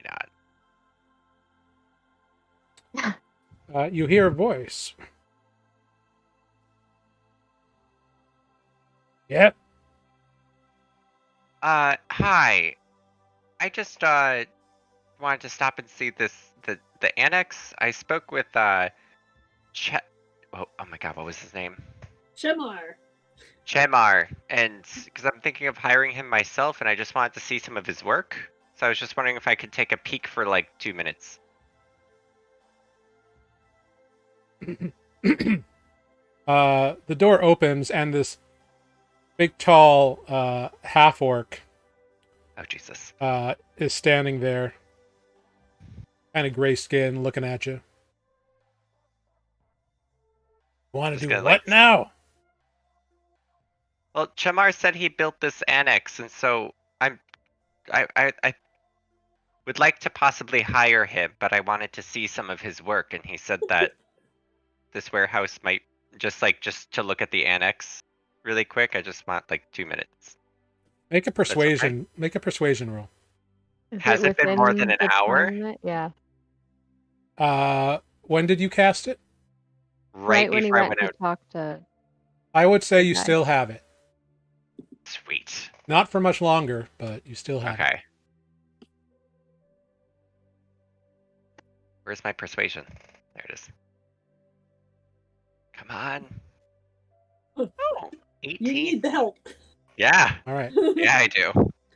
He looks at you. He's like, "Well, all right. Meet me up. Meet me around the south. Foreman, this is his office, and I can't really be showing people around his office. Oh, okay. Is there any way to discreetly, like while I'm talking to him, just like see anything in the office? Just like literally anything. Make a perception check.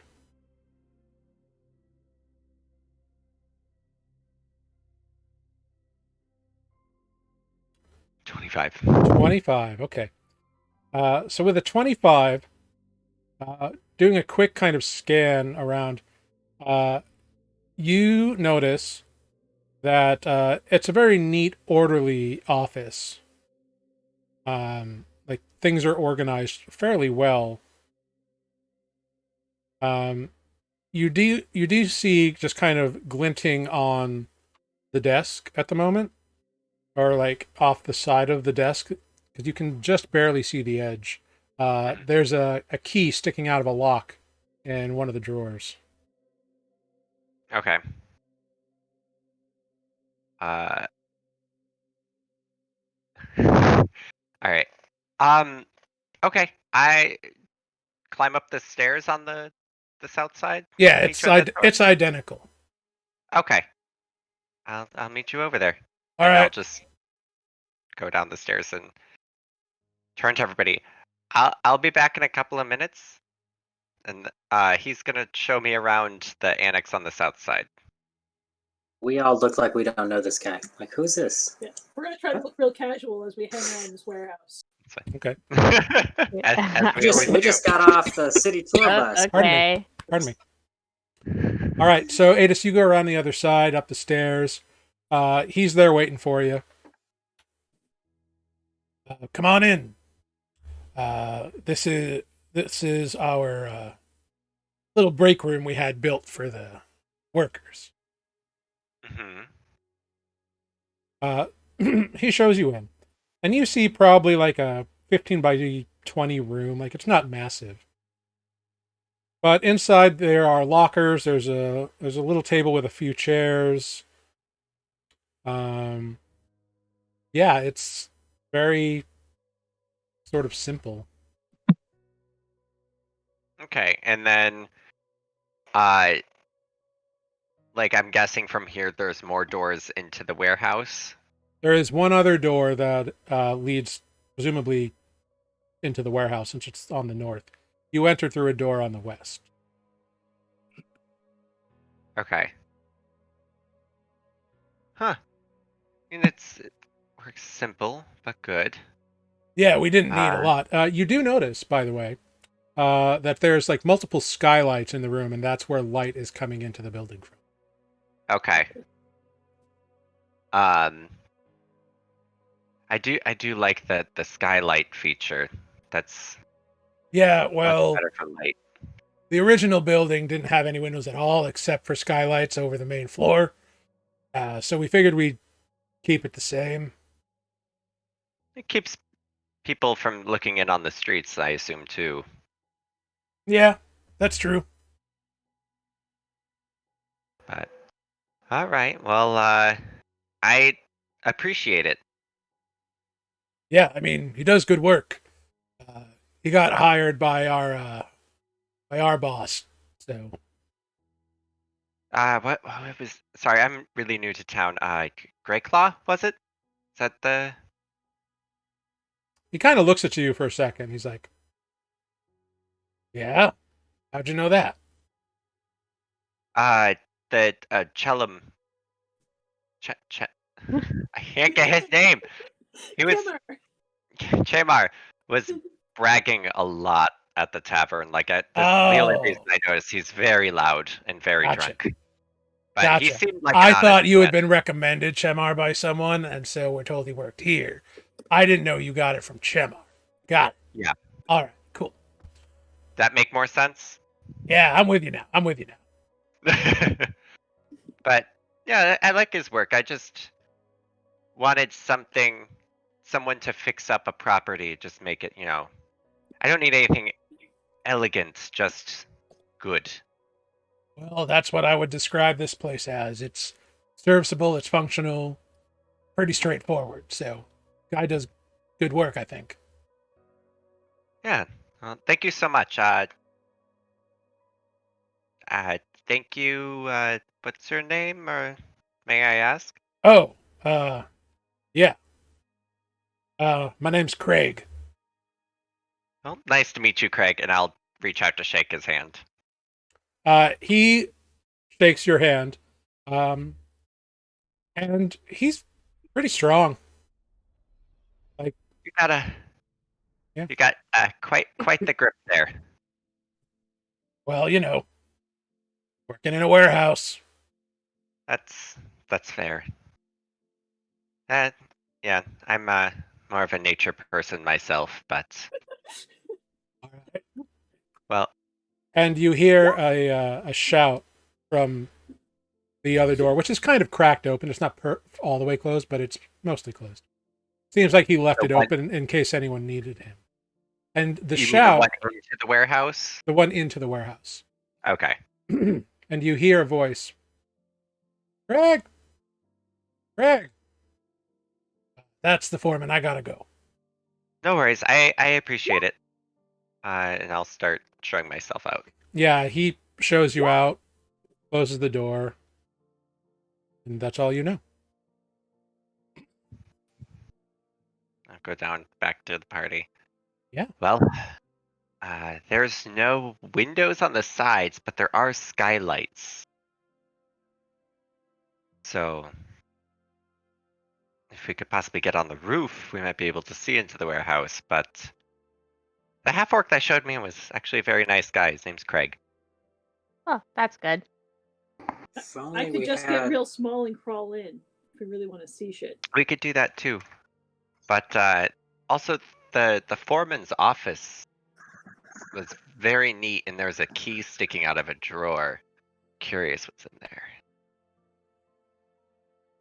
Payroll, probably. I don't know. The payroll. Quick money. Just leave Craig's paycheck. Well, if we could come back if we want, but I don't know where to go from here. I'm kind of. There wasn't too much leads to go off of. I did from the south side. It's like a break room, and they have a door that goes into there. I saw the skylights. This door leads You to the also foreman's office. you also did notice that he paused and kind of squinted at you when you mentioned who owned the building. Yeah, we probably screwed over the carpenter, didn't we? Eh, Like Because he totally accepted your explanation, but he was almost surprised that you would have known that. right, didn't the carpenter talk a lot about Odo? Bobo. Photo. I like Bobo better. What So if I it- wonder if there's some reason that Grey Claw is not being obvious that he owns the warehouse. He's not afraid to spread his name around the taverns either. Obviously, he wants to kind of create some favor for himself amongst I mean, the I also working heard that class. this warehouse was owned by him from the gossips originally as well. We just didn't know Correct. where it was. Yeah, Correct. you don't know why he squinted his eyes. You just know that he did. Oh damn it! I should have totally insight checked him. Whatever. Forgot about that. It's Oh, wow. insight. Yeah. Just kidding. Interesting. You Um, can go. Does anybody else have any ideas? Because I'm fresh out of ideas right now. Well, I say we go back to the bar, we keep drinking, and then if this Bodo guy shows up, and that happens to be the foreman, then we get to meet this Bodo guy, and while he is at the bar drinking people, buying drinks for people, then we can go and sneak into the place. That works. I'm just curious. I'm assuming halflings have a different tone of voice than possibly larger races? I mean, Or it no? runs the gamut like any race. Okay. I just wasn't sure if like I could have heard the foreman yelling and been like, that's probably more of a halfling. Okay. Could have made an insight check, but Yeah. Didn't think about insight. I forgot about that skill.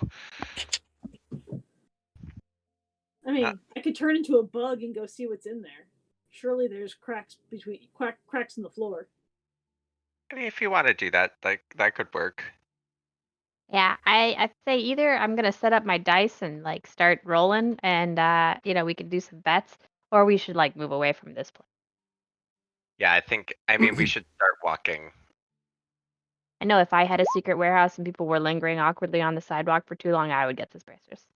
Mhm. Good.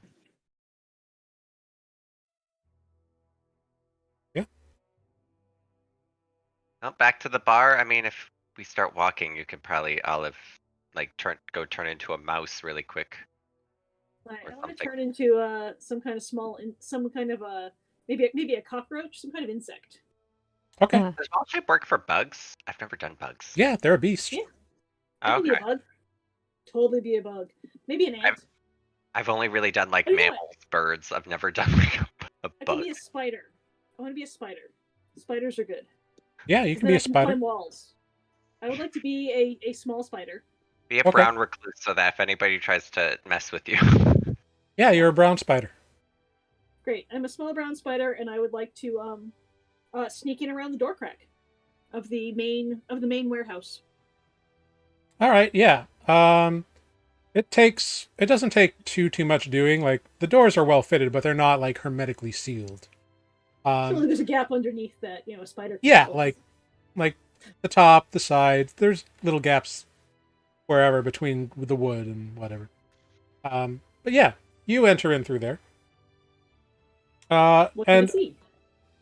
so right away, it's a big open space. There's crates and boxes, and some of the boxes are like pretty big or stacked pretty high.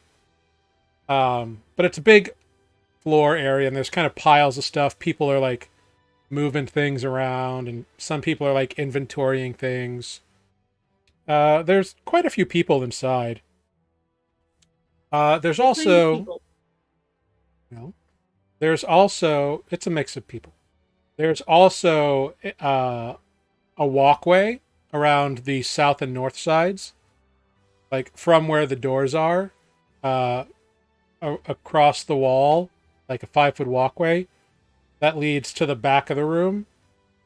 And as you crawl up the wall and kind of get a higher vantage point, you can see that the back of the warehouse, near where the annexes are, there's a couple of like 10-foot wide staircases that lead up to a raised level. And then it looks like there's something with that like cranks up and raises up from the bottom level to the top level. because there's more crates and barrels and stuff on that top level up against the back wall. Ah. And you see a half orc male talking with a kind of older human looking guy. Looks like he was. He looks like a guy who was definitely very attractive in his youth and kind of retained some of it, except for kind of like the lower bit, like under his cheekbone on his left side. There's some kind of either scar or pock mark or something that is kind of taken away from it a little bit. But his eyes still look like a youthful. So like he's like an older guy, but still in some ways looks younger. But Right. you see a couple of people on the walkway just kind of watching the workers who are down below. Two of them are close near the front door, and they seem to have quivers and bows. Cool. They are not actively holding them, but they have them at the ready, as they're just kind of looking down there and kind of keeping an eye on the main doorway. And then you see farther down, you see actually a couple of halflings on either side. Their dress is more familiar to you. They are wearing like hide armor, and they each have like these staves that look like they were carved out of like tree roots. Mm-hmm. And the archers are wearing armor as well. Mm-hmm. Yeah, they've got some studded leather on them. Do they have any insignia on their armor? Make a perception check.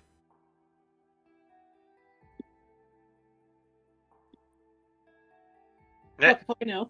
Not that you, with a 6, not that you can tell. Can I see Guidance from afar. Can I see into any of the crates and boxes? Not really. It's more like they're not opening stuff here. They're just like inventorying like the crate itself, and then kind of moving it to the right spot, Mm-hmm. putting it on a big stack of stuff, that kind of thing.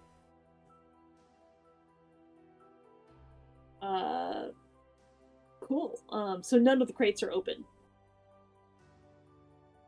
Well, make another perception check. There might be a couple. Hey, I can see crates better than I can see people. Yeah. So with a 14, there is one crate that one guy is looking through, and it seems to be like racks of like dried something, fish or chicken or meat or something. It's like preserved food.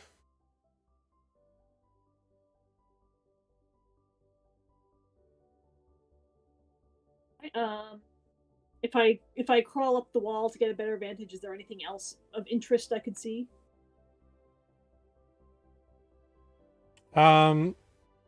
Most of the people walking around,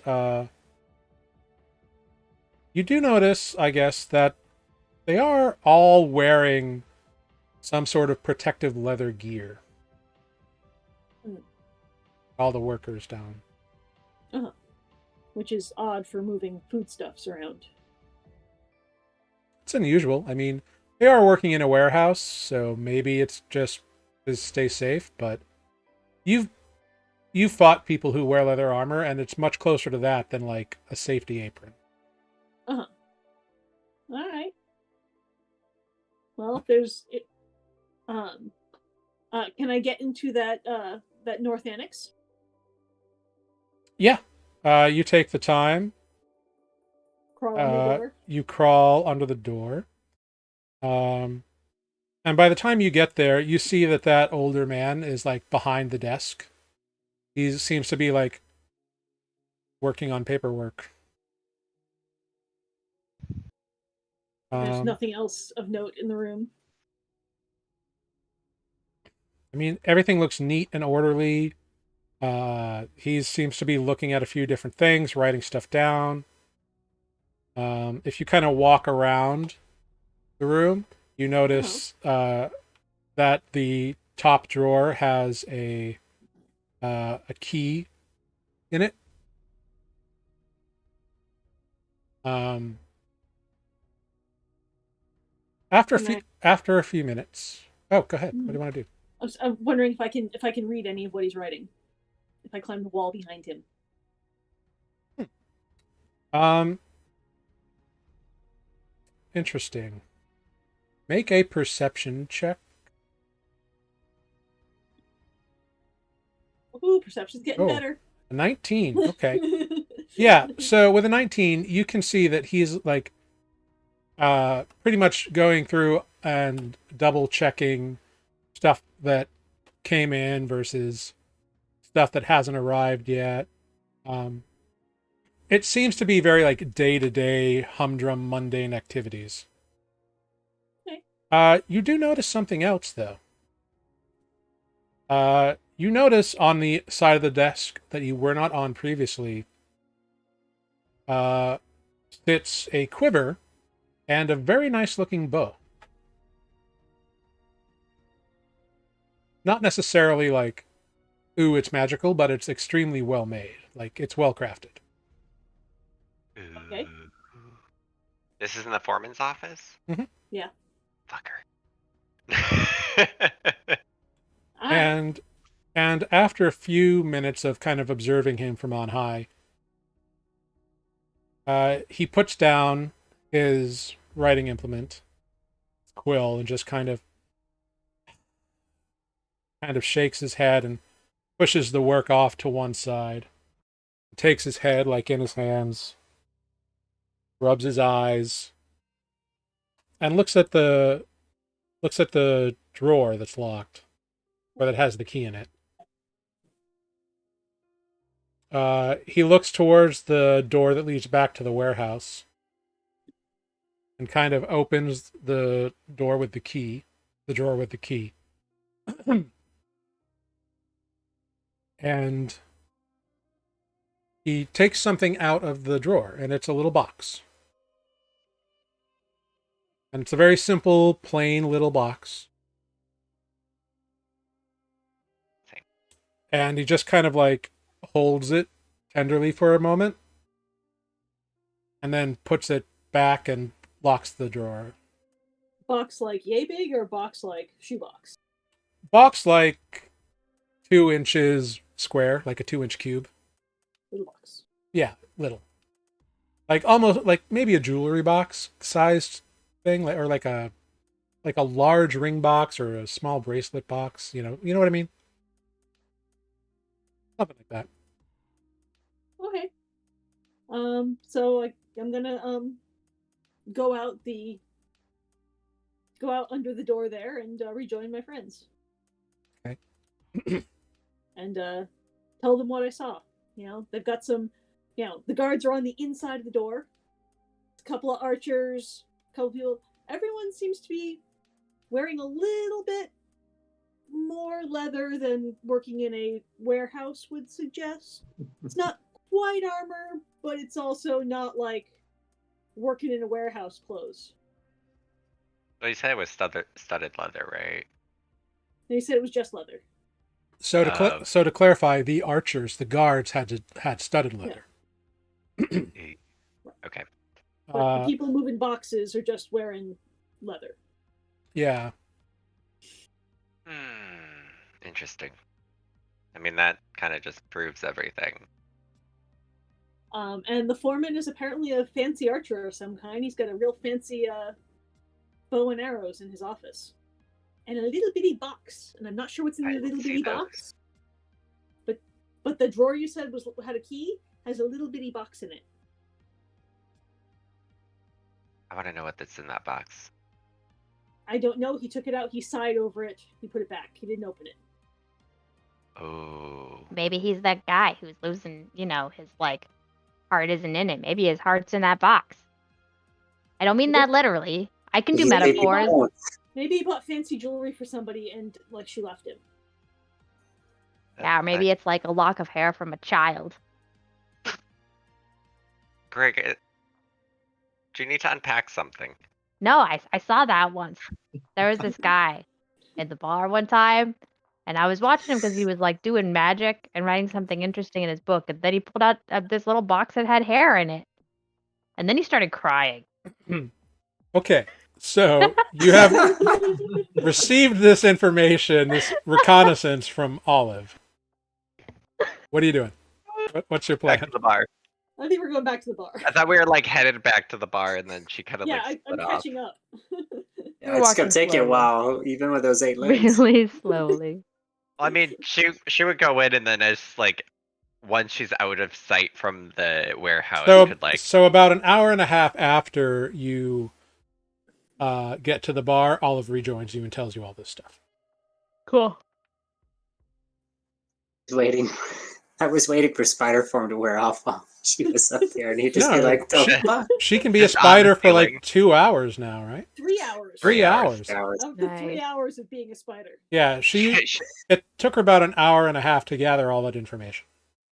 She just reverts form while standing on the ceiling. Just your friendly neighborhood half Hanging orc. from the rafters. Hey, how you doing? Mind me. In that box. No, I'm just kidding. So what time of day is it now? Is it Late just afternoon? afternoon still? Like late afternoon. It's probably late afternoon by now. So it's happy hour at the bar. Well, shall we start drinking until this guy shows up? Do we think Yeah, I he's mean- gonna show up? People were talking about it earlier. There's We I'm can not keep sure. eavesdropping and seeing if maybe anybody has any more hints to things. Did I'm you not sure see how what long I was can in? afford.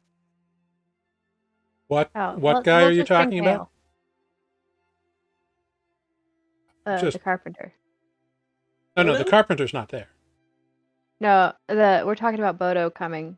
It was the carpenter Oh. and everyone in general. Well, to talking about- clarify, like, you've heard rumors that this halfling, this thin, well-dressed halfling, has been going to like every bar in the city.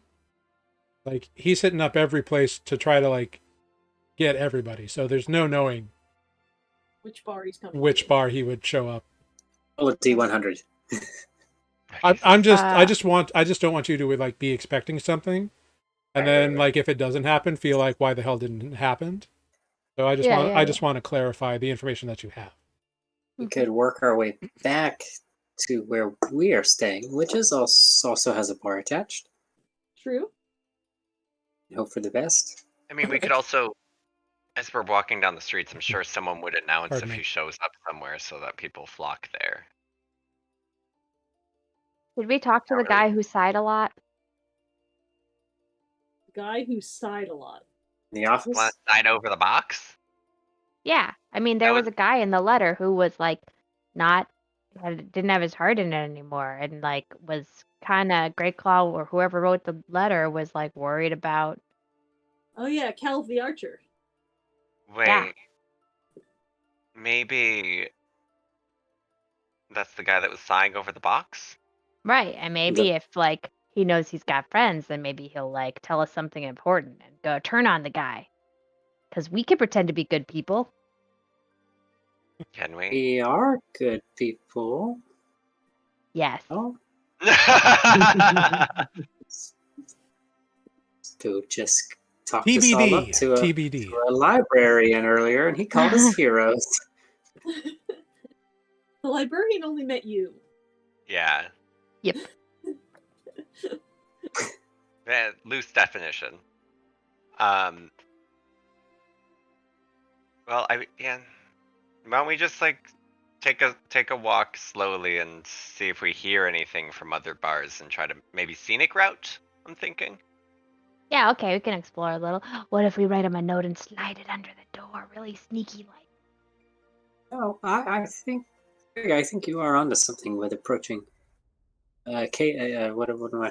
I've lost the word I'm trying to say. Appealing to his, questioning side. But We don't yeah, I even do know think. that that's the guy. Well, we don't, but I think we just need to think of how we're going to approach it if we do. Well, if we I walk have- up to him and ask him his I name, think that's too direct, defect. I know subtlety is not really a strong suit of yours. I do have an idea, because though Spoot hasn't seen him, Olive, I'm assuming you can use the same magic as I can to send animals to communicate with somebody. Maybe not today. Maybe not today, but certainly in general, yes. I can send We could- send a messenger. We could send something to go speak with him, since you know what he looks like, and he won't know who True. it's from. True. It would be from an anonymous source. An And you anonymous small animal. Yeah, I mean, people have magic. But it could speak to him. We could try to figure out some way to maybe coax him to meet us somewhere, seeing if he does have said suspicions, if it is him. That way, it's not immediately connected to us, because now at least one person in that warehouse has seen my face.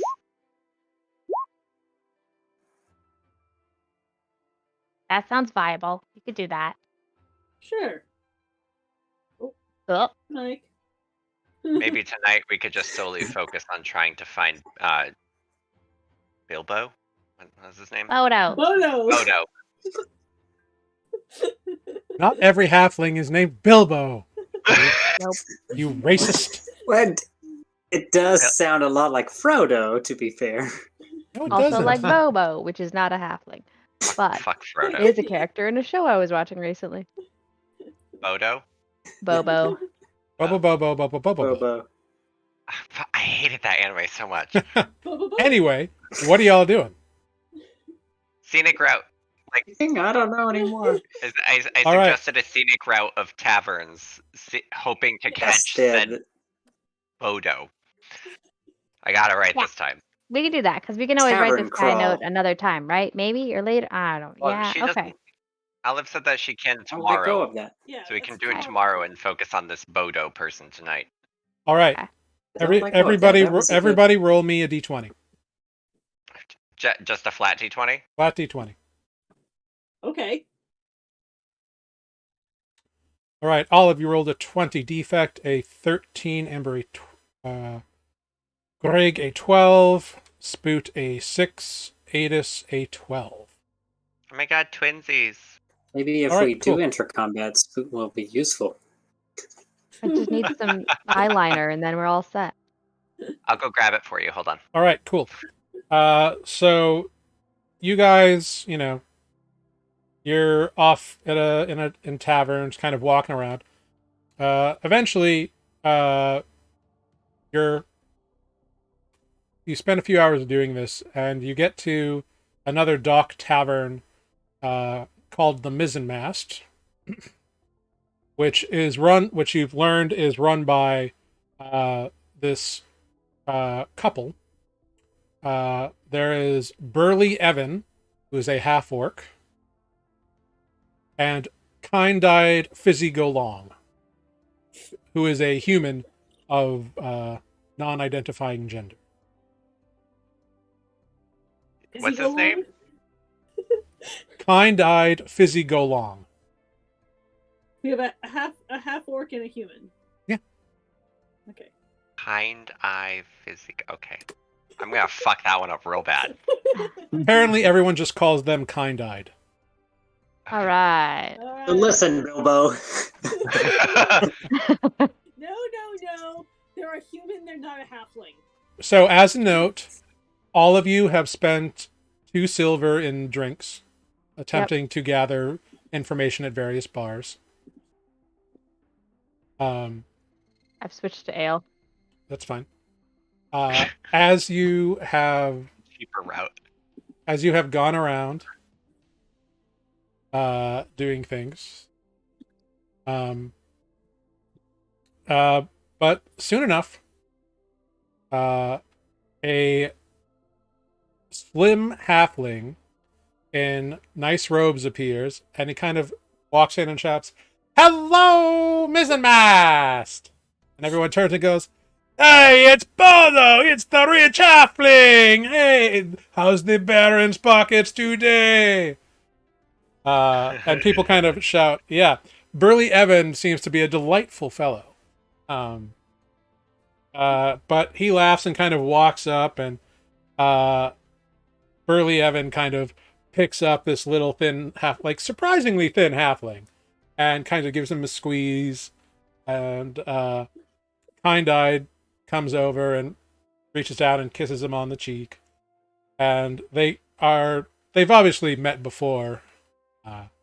But after a few moments of catch up, the halfling goes, "Mizzenmast, around on the Baron!" And everyone goes, "The Baron! Yeah, woo!" Greg joins in. Yeah. Yeah, so time passes, and like the various servers throw ales down for everybody. As the serving boy drops stuff at your table, he's like, "Oh, you've never had a round on the Baron before, have you?" No, Nope. is it the cheap stuff? No. Good. Yeah, this is a vastly improved lager versus the ale that most people, or that is like the cheap stuff. So this is like the craft version, as opposed to the stuff. Spoot Okay. likes lager, canon. They have to be. He's a lager loving turtle. Okay, I submit, because you were so quick on that. I saw you. I'm gonna. Anus will like slide his ale over to Olive because she likes ale. Can I just get a whiskey? I'll pay for it. Oh, The sure. server. Yeah. Olive doesn't so much love ale as she's poor. She was not involved in dragon killing. Yeah, yeah, we've yeah. never done this. But does he do this often? Have you ever seen the Baron? Is it just this, or is the Baron the halfling? Oh no, Is that like a joke? no, he works for this Baron Greyjoy, and whenever he comes into a bar, he buys drinks for everybody. What does he get out of it? I don't know. I guess he gets paid by the Baron, Buy people drinks? That's a sweet job. right? That sounds like a great job. Super easy. Yeah. Why does the Baron do that? That's weird. People don't give away stuff. Ugh. This poison.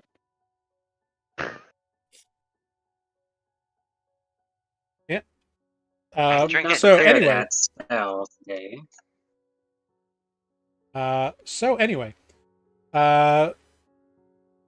Through observation, this you can see that this Bodo spends a few minutes more talking with the owners, and then he kind of like floats around from table to table, and you can see he's like getting close to your table. Like he's spending a few minutes at each one, kind of talking to everybody and having a good time. Could I, while he's going table to table, talking to the owners and all that, just be like keeping an eye on him, trying to read what he's saying?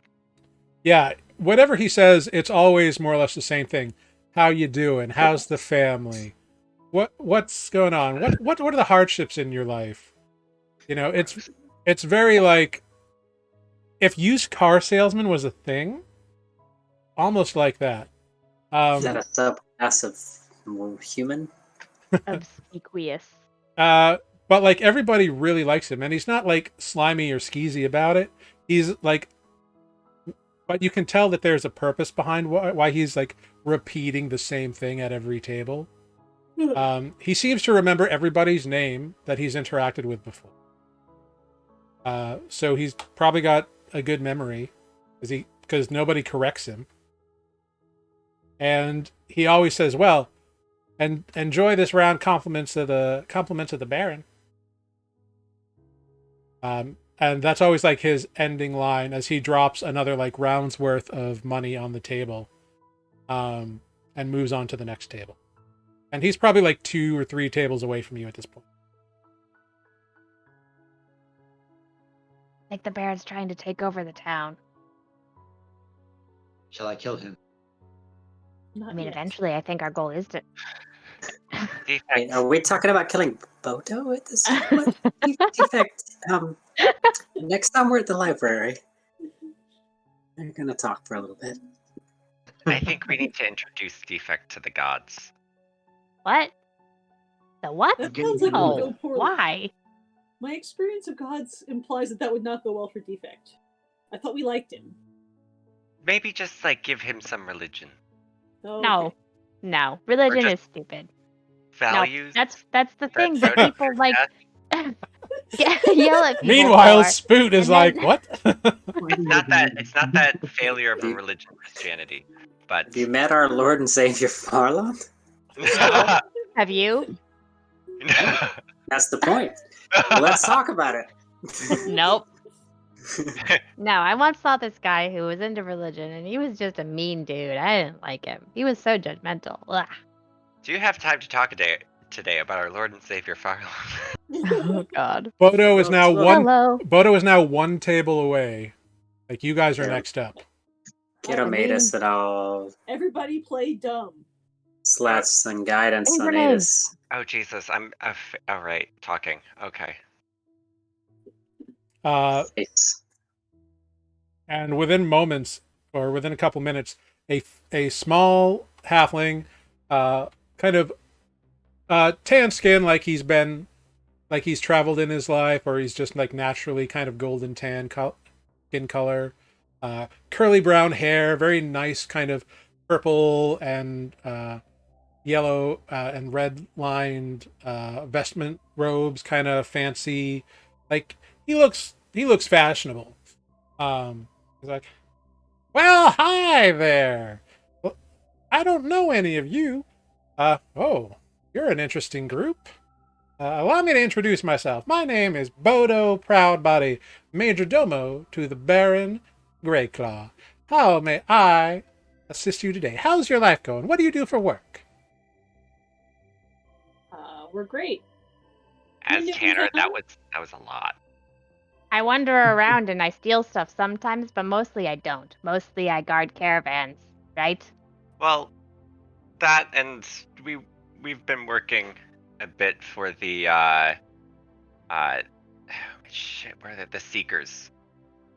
Oh, okay. So you're like a group of adventuring, fetch and carry type of folk, yeah? Adventuring, Pay us and we like, do stuff. Yeah, we're just kind of archaeology through town. mixture. Yeah. I mean, to be quite honest, I could tell right away you're not dock workers. I mean, I don't know about your construct here, but That's Defect. Defect's not a construct. oh, my apologies, Mr. Defect.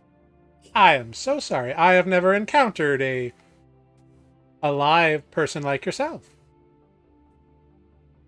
Defect is gonna turn to Grig and make like a sort of, should I kill this guy or not? Kind of that only Grig would understand. And I'm gonna like twitch my nose just so that says no, not right now. and Grig or Defect will just nod. Hello. Where did Bodo go? And there's just like a pile of dust on the floor. But Defect will turn back to Bodo and say, "Hello, I am Defect." Well, it is a pleasure to meet someone like you. Very interesting, fascinating, really. And a turtle. Wow, all the way in Fayhabor. Are you a Logralian turtle, or perhaps from the west coast? Well, I am a He's a Logralian. loggerhead. Yeah, I'm a I Logralian. don't know stuff like that. I didn't know there were different kinds. I am a well-traveled man and have been all around the world. Well, not the You world. But The continent, perhaps? I've been around Johanna, yeah. You would have to be a pretty keen-eyed individual to to spot the subtle difference in a Logralian turtle.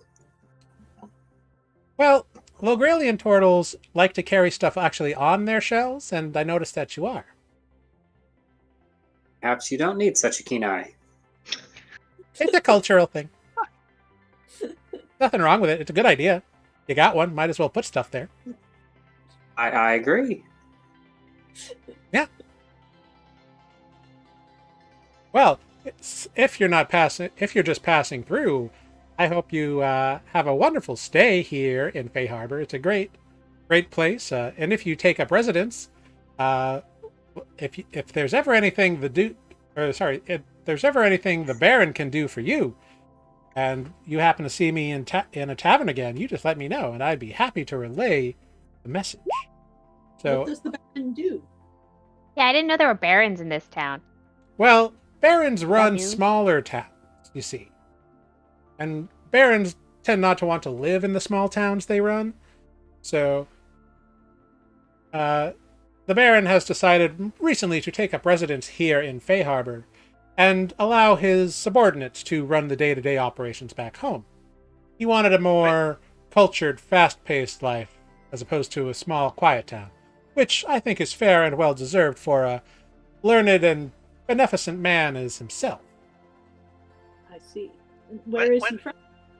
Yeah, what town? Oh, a small kind of fishing hamlet down on the southern side of Broke Lake. You probably never heard of it. No fancy ruins or anything down that way, so the Seekers could never have sent you there.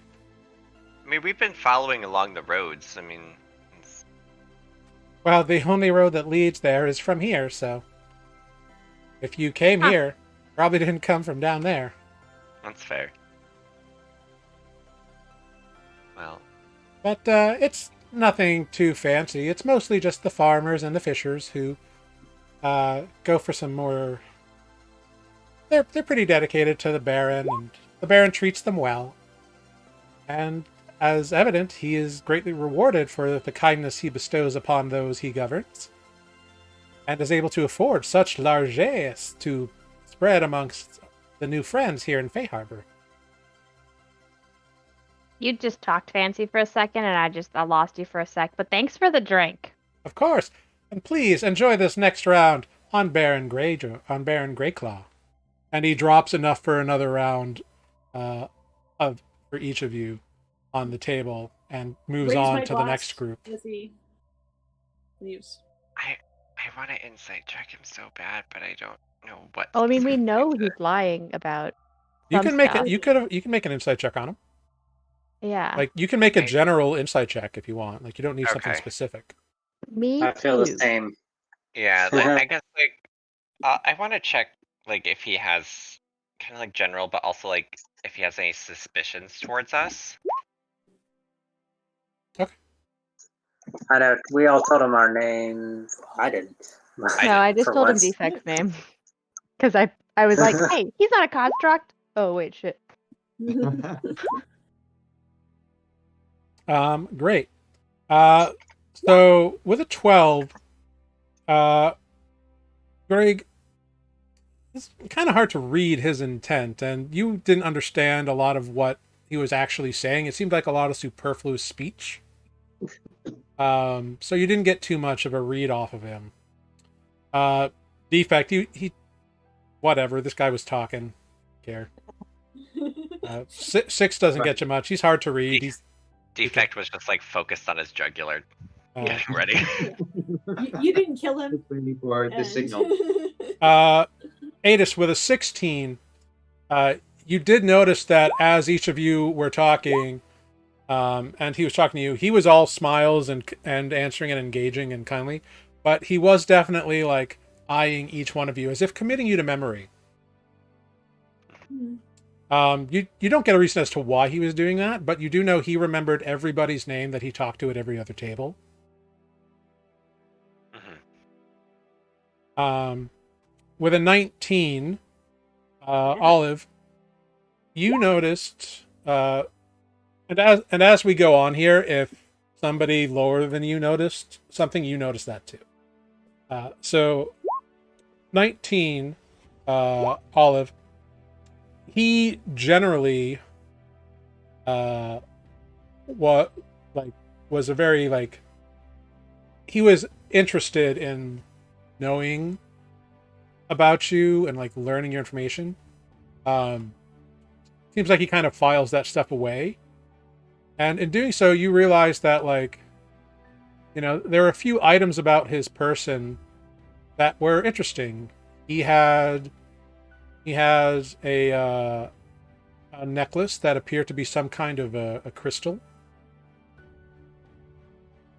And he had a what you would recognize as a little component pouch of some kind, like something that holds stuff. So you think he might know a spell or two.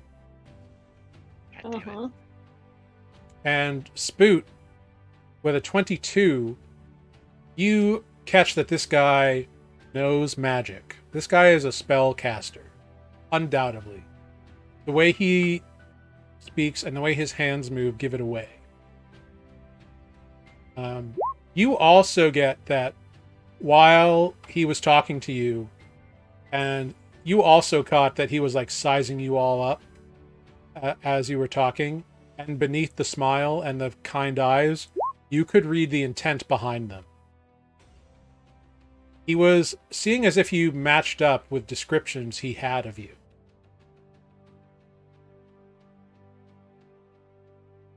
I knew it. Mm-hmm. We've been found out. Well, We've been bad. made. and it was Too a matter bad, of so time. sad. We go kill him now. It was a matter of time. So after that interaction, I think I will turn to, I don't know, the party at large and say, I think it's time we retire. No? Why? I know it was a matter of time before our presence would be noticed, but it's very apparent to me that Odo was looking for people that matched our descriptions. And he just got a very good look at all of us. We are quite unusual, aren't we? Yeah. Whatever we're going to do in the coming hours, we're going to need to decide quickly. I think now perhaps it's best for us to leave and even split up on our way back to the inn. Make sure we're not followed. What if we just go back to the warehouse? I It's a agree. possibility too. Well, Olive, how many people did you see in the warehouse? Or at least guards? Guards, like 4-ish. 2 of them were definitely watching the front door, and then 2 were watching like they expected their workers to like be stealing something. Like they were watching the people working, and then there were a bunch of people working. Hopefully they're finished for the evening. Greg makes a very good point. If Bodo's still here, and assuming he has some time left to spend at the tavern, whatever it is he does, we do have a small amount of time we could act before our word gets back that we're here. Unless if we leave, he's gonna have people following us if he knows who we are. He's capable of magic, so I'm not sure what manner of spell he could cast, but I would expect anything. You could also do that thing where you just like tell someone in their head. So either because way. you have been watching him, you realize that he's about like 5/6 of the way through the bar of like schmoozing and talking to people. Fuck. So it is up to you. Like if you're going to have a head start on him before he can like leave the bar, not going to be much time. Now's the time. Although our exit will be obvious, I think we should go ahead and leave. Are we going back to our inn, or are we going to the warehouse? I mean, what are we going to do at the warehouse? Gonna go see if Call's there and see whatever the stuff is, right? We need proof, or we need to kill somebody.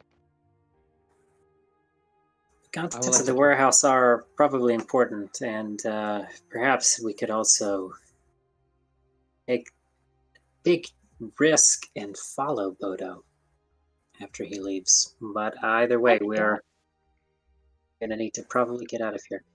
I Perhaps mean, we leave. I could one- follow him, but I can either take us to the warehouse and try to make it quiet, or I can follow him. Hang on, here. Hey, defect. Can I make your thing not go return for a minute? Yeah. Defect, yes. Let's go out in the street. We're gonna go out in the street, and I could do a thing, and then we can send a message, and you and I could follow him, and then you all can be further back. Okay. Let's maybe we don't all leave at once, but let's leave now. So you've made this decision, and it looks like Bodo's got one table to go of Okay. schmoozing. Okay. I just tuck into the nearest alley, and I don't know how I necessarily undo infusion, but I'll just I guess. If you create a new one, you can choose one other to go away. Yeah. Okay. There's no war. Wait, no, I'm just imagining what do I do? Yeah. So I'll. How Just long pull does out it of my- take you to create an infusion? It says. Additional features. If item requires 2, that's fine. Remains in an item if I die. I guess it's at the end of a long rest. You must touch it one object at a time, and only one at a time. The oldest infusion immediately ends if I try to exceed. Oh no, not the bag of holding. So, what was the first thing that you did? Was I think it was the bag of holding. Yeah, okay, so I can't do it right now. That's the oldest of the group that I have. Spoot's got Alright, spells. poop. We can Well, I just go. can't do sending then, but I can't make the sending stones. Never mind. But I could turn invisible and follow him. Well, how long does that last? A minute? Invisibility? Yeah. Up to an hour. Oh. I also have some... Unless you do an attack or cast another spell. Yeah. Correct. I could probably also grant you non-detection, which may be helpful if you're following a magic user. It's expensive, but it might be worth it. Yeah, do it. Right. Okay, I will do that if you're gonna follow him. Can you do it to more than one, or just one? Okay, by Just this one. time, I thought were we leaving while we discuss this, or are we waiting and then leaving? We've I already assume- stepped out too. Yeah. Okay. so you've left now. You've all left. Is that correct? Yes. Yeah. All right. What are you doing once you leave? Gonna go invisible, and y'all can follow and keep tabs. But I'm gonna go invisible and try to stay closer. All right. Um, Do you want me to track Greg and stay with the group, or do you want me to pass that trace? You I have can't- better perception. Yeah, I mean, like, I can either hunter's mark you and know your location, or pass without a trace everybody if you're going invisible. Like, I don't know Pass what you'd without a rather. trace, everybody, and you try to follow Bodo too, and I'll just keep going. And Spook can talk to me if he needs to. Okay. All right. So I'll track Bodo, and everybody stay close, at least relatively. I'm gonna try to be sneaky.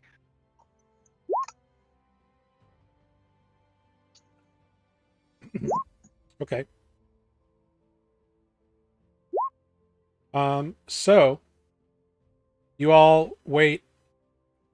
Rig, you turn yourself invisible. You all kind of scatter around. About 20 minutes after you left, Bodo exits the mizzen mast, waving to people behind him. Door shuts. And he kind of like looks around real quick and walks away, turns a corner around one of the streets. Greg, you go to follow him and turn the corner, and you don't see him anywhere.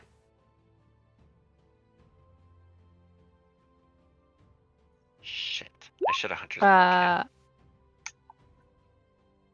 Okay.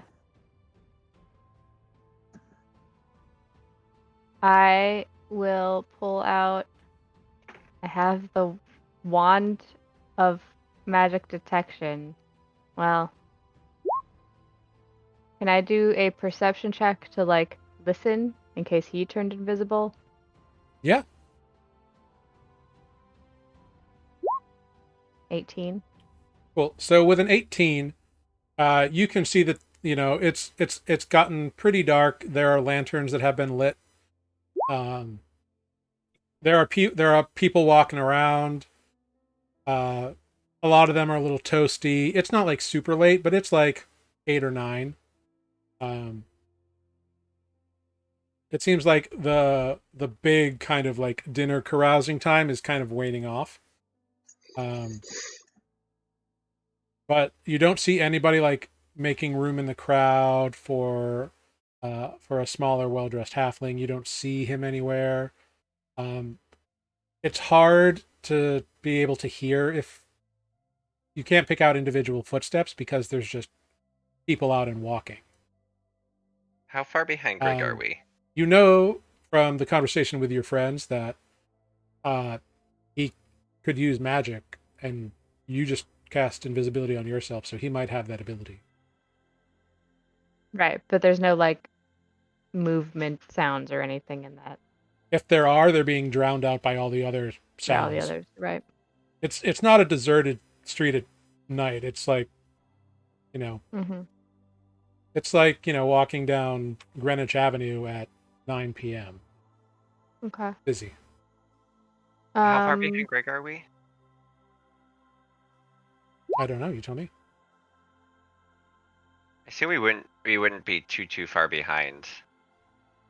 Yeah, I would be like intentionally much closer. I would have been like, he stepped out the door, give him 10 steps, and like start walking. Probably give it. I would say like we give him like 50 feet, maybe. It's busy streets. I am Because gonna do it. I can locate object and locate something that was on his person. Yeah, if you come around the corner and you don't see him, then you do what you're gonna do. Is there anything that I saw that he was wearing that I could locate object, Jared? He was wearing a crystal necklace. But Adis didn't see that. With it. Does it help if I describe it for him? You have to like really know what the object looks like, because I believe it's an object you have seen. Well, I mean, between like watching him go table to table and like, I don't know if like my insight check, because while I'm trying to read him, oh right, I hold on. could get something off of him. You know what his clothes look like. I was thinking the 16 was a different thing. With your studying of him over time, then I would say yes, you would have known he had some kind of necklace underneath his robes. Plus, like, his robes were well made and unique. You could track the robes easily. Okay, yeah. Just as long as I have something on him that I can focus on, I'll track. Yeah. I'll drop Pass Without a Trace and use my free locate object and try to see the robes, and if I would know their location, because I've seen them up close if they're within 1,000 feet of me. Okay. Then yeah, about 500 feet up the road, kind of off to one side, you get a sense that is the direction where he is, and it's like moving away pretty quickly, actually. Quick guys, this way. And and Adis, like before even like you guys really grasp anything, he's just like tracking. Is there something I should tell Rick? Spook whispers and like as he's being whisked away. Greg is Uh, right there, invisible. I'll be. Yeah. I hear you. I'm going. I'm gonna try to like get ahead of him and be Cool. with the Yeah. group, but be invisible. So you are a group of people moving through a crowd on a busy street, trying to move quickly. So you all start off. Everybody, go ahead. Make a dexterity check. Everybody. Oh, Jesus. Spoot might say to Adis, "It might be faster if you just take Grig with you." Uh, Olive's gonna trip over her own shoelaces and fall on her face. dexterity check or saving throw? Check. This is just to see how well you navigate through the crowds. Natural 20. Can I also I would like to long strider myself as well. A little extra movement speed. That's not concentration, right? No. Okay, then It yeah. just lasts for an hour. Yeah, sure. So Grig and Adis, you're able to sprint ahead real quick. Kind of like dodging in between people. A few people are like, "Hey!" and they look down and as if something hit them, but they don't see anything. Meanwhile, there's this guy just running through everybody, and they're like, "Hey, fuck off, you bastard!" Just kind of It's like trying to get around. through Times Square. I'm imagining you're just like, yeah, "Oof." and you're just that guy who's like, "Fuck these tourists, I gotta go." I gotta do something on the west side. Let's go. Yeah. So you're trucking on over there. Everyone else is kind of stumbling and getting blocked by like groups of people, older people who are walking a little slower.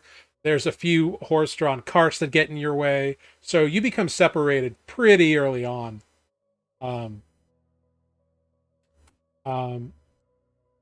Adis, pretty soon you know that you're like 30 feet away from Bodo. Grig, however, is you don't know where Grig is. And Grig, you've lost I'm track. just following Adis. Yeah, you've Best I lost can. track of Adis. He's moving way faster than you are.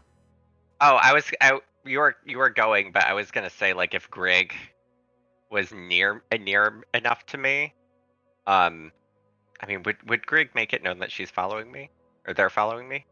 I'd probably like, yeah, when you were in all, if we were all in the alley and I lost him, I'd be like, all right, what? Okay, I'm following you. Could I? Well, it wasn't an alley. It was just a street. So Right, whatever. Across the corner when they're next to me, we turn to the corner. I always think of alleys, and if I couldn't see him, I would have been stopped, and I see him run. Whatever. I don't know. Would it be too late to have said I've long stridered them? If I knew they were following me? Let me just check something about Longstrider. It lasts for an hour and it's not concentration. Um,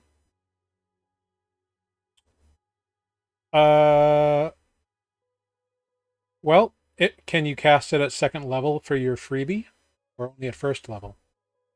It's not a freebie. I would just be using an actual spell slot. Okay, then yeah. Okay. Yeah, because you can reach out and have told Grig real quick to, grab my hand. So Okay. the two of you are rushing through this crowd. And you figure you're about 30 feet away, and Adis, you sense a sharp turn down an alley real quick. All right. I just like run and then kind of like stop at the edge of the alley and Go just in. like wait to see if there's any more movement. There is no movement, but you can tell that 50 feet down this alley, that's where what you're tracking is. Greg, he stopped down the alley. I don't answer. I just sneak in. Cool. So, Damn it. No, with invisibility you have advantage. yeah, you're Is invisible. that's part of the description? Okay, Yeah. Yep. For stealth checks, you have advantage. great. Cool. I need you both to make dexterity saving throws as in the middle of the alley, a fireball explodes. Nice. God damn it! Okay, with an 11 and a 10, you both take 31 points of fire damage Ouch. Nice. as the buildings around you and the rain barrels and stuff in this alley are lit on fire by this massive explosion. Shrapnel coming in, penetrating people, people screaming. And that's where we're going to end tonight's session. Ah! God damn it! It definitely was a waste of non-detection components. I mean, I hope you're okay, but also, dang it. It hurt a lot. Not Yeah. gonna lie. Oh Not man, dead yet. Yeah. Not dead yet. this all Yeah, got that's out a of good whack. start. We got non-detection on the person that couldn't track the person you were following, and then neither of the people that are following the person can actually send a message to the rest of the party. This is all. I mean, you can send a message at any time. Can't respond. You can respond with sending. Yeah. I get 25 words to respond. Yeah. Same thing with. Oh, you have sending also. No, I don't. No, you part have of it, part but of if the you called sending us- spell allows the recipient of the message you sent to reply. Oh, we're good. Never mind. We're good. I missed that part. Yeah. You just have to think to call us. Yeah. I just have to. Yeah, I just have to send the call. You make a left and then a right, and then you go straight for 10 feet, and then you take a left.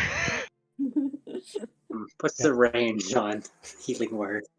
Well, you'll have to find out next week. Sending it out.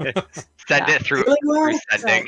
It was a fireball. You'll hear the screams. It's fine. Oh, that's, Mhm. yeah. They probably That's true.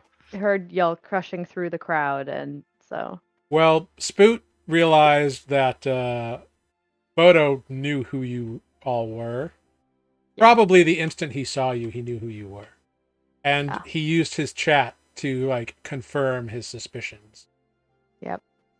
I mean, it was a matter of time. I knew we'd be found, but We stick out so much. Yeah, And we're then- not exactly sold. And then Adis was just running through people and and I mean, all of them that's who we rolling are. 5s and 7s. yeah, you were just running after them. You weren't being discreet, stealthy about it. You couldn't be.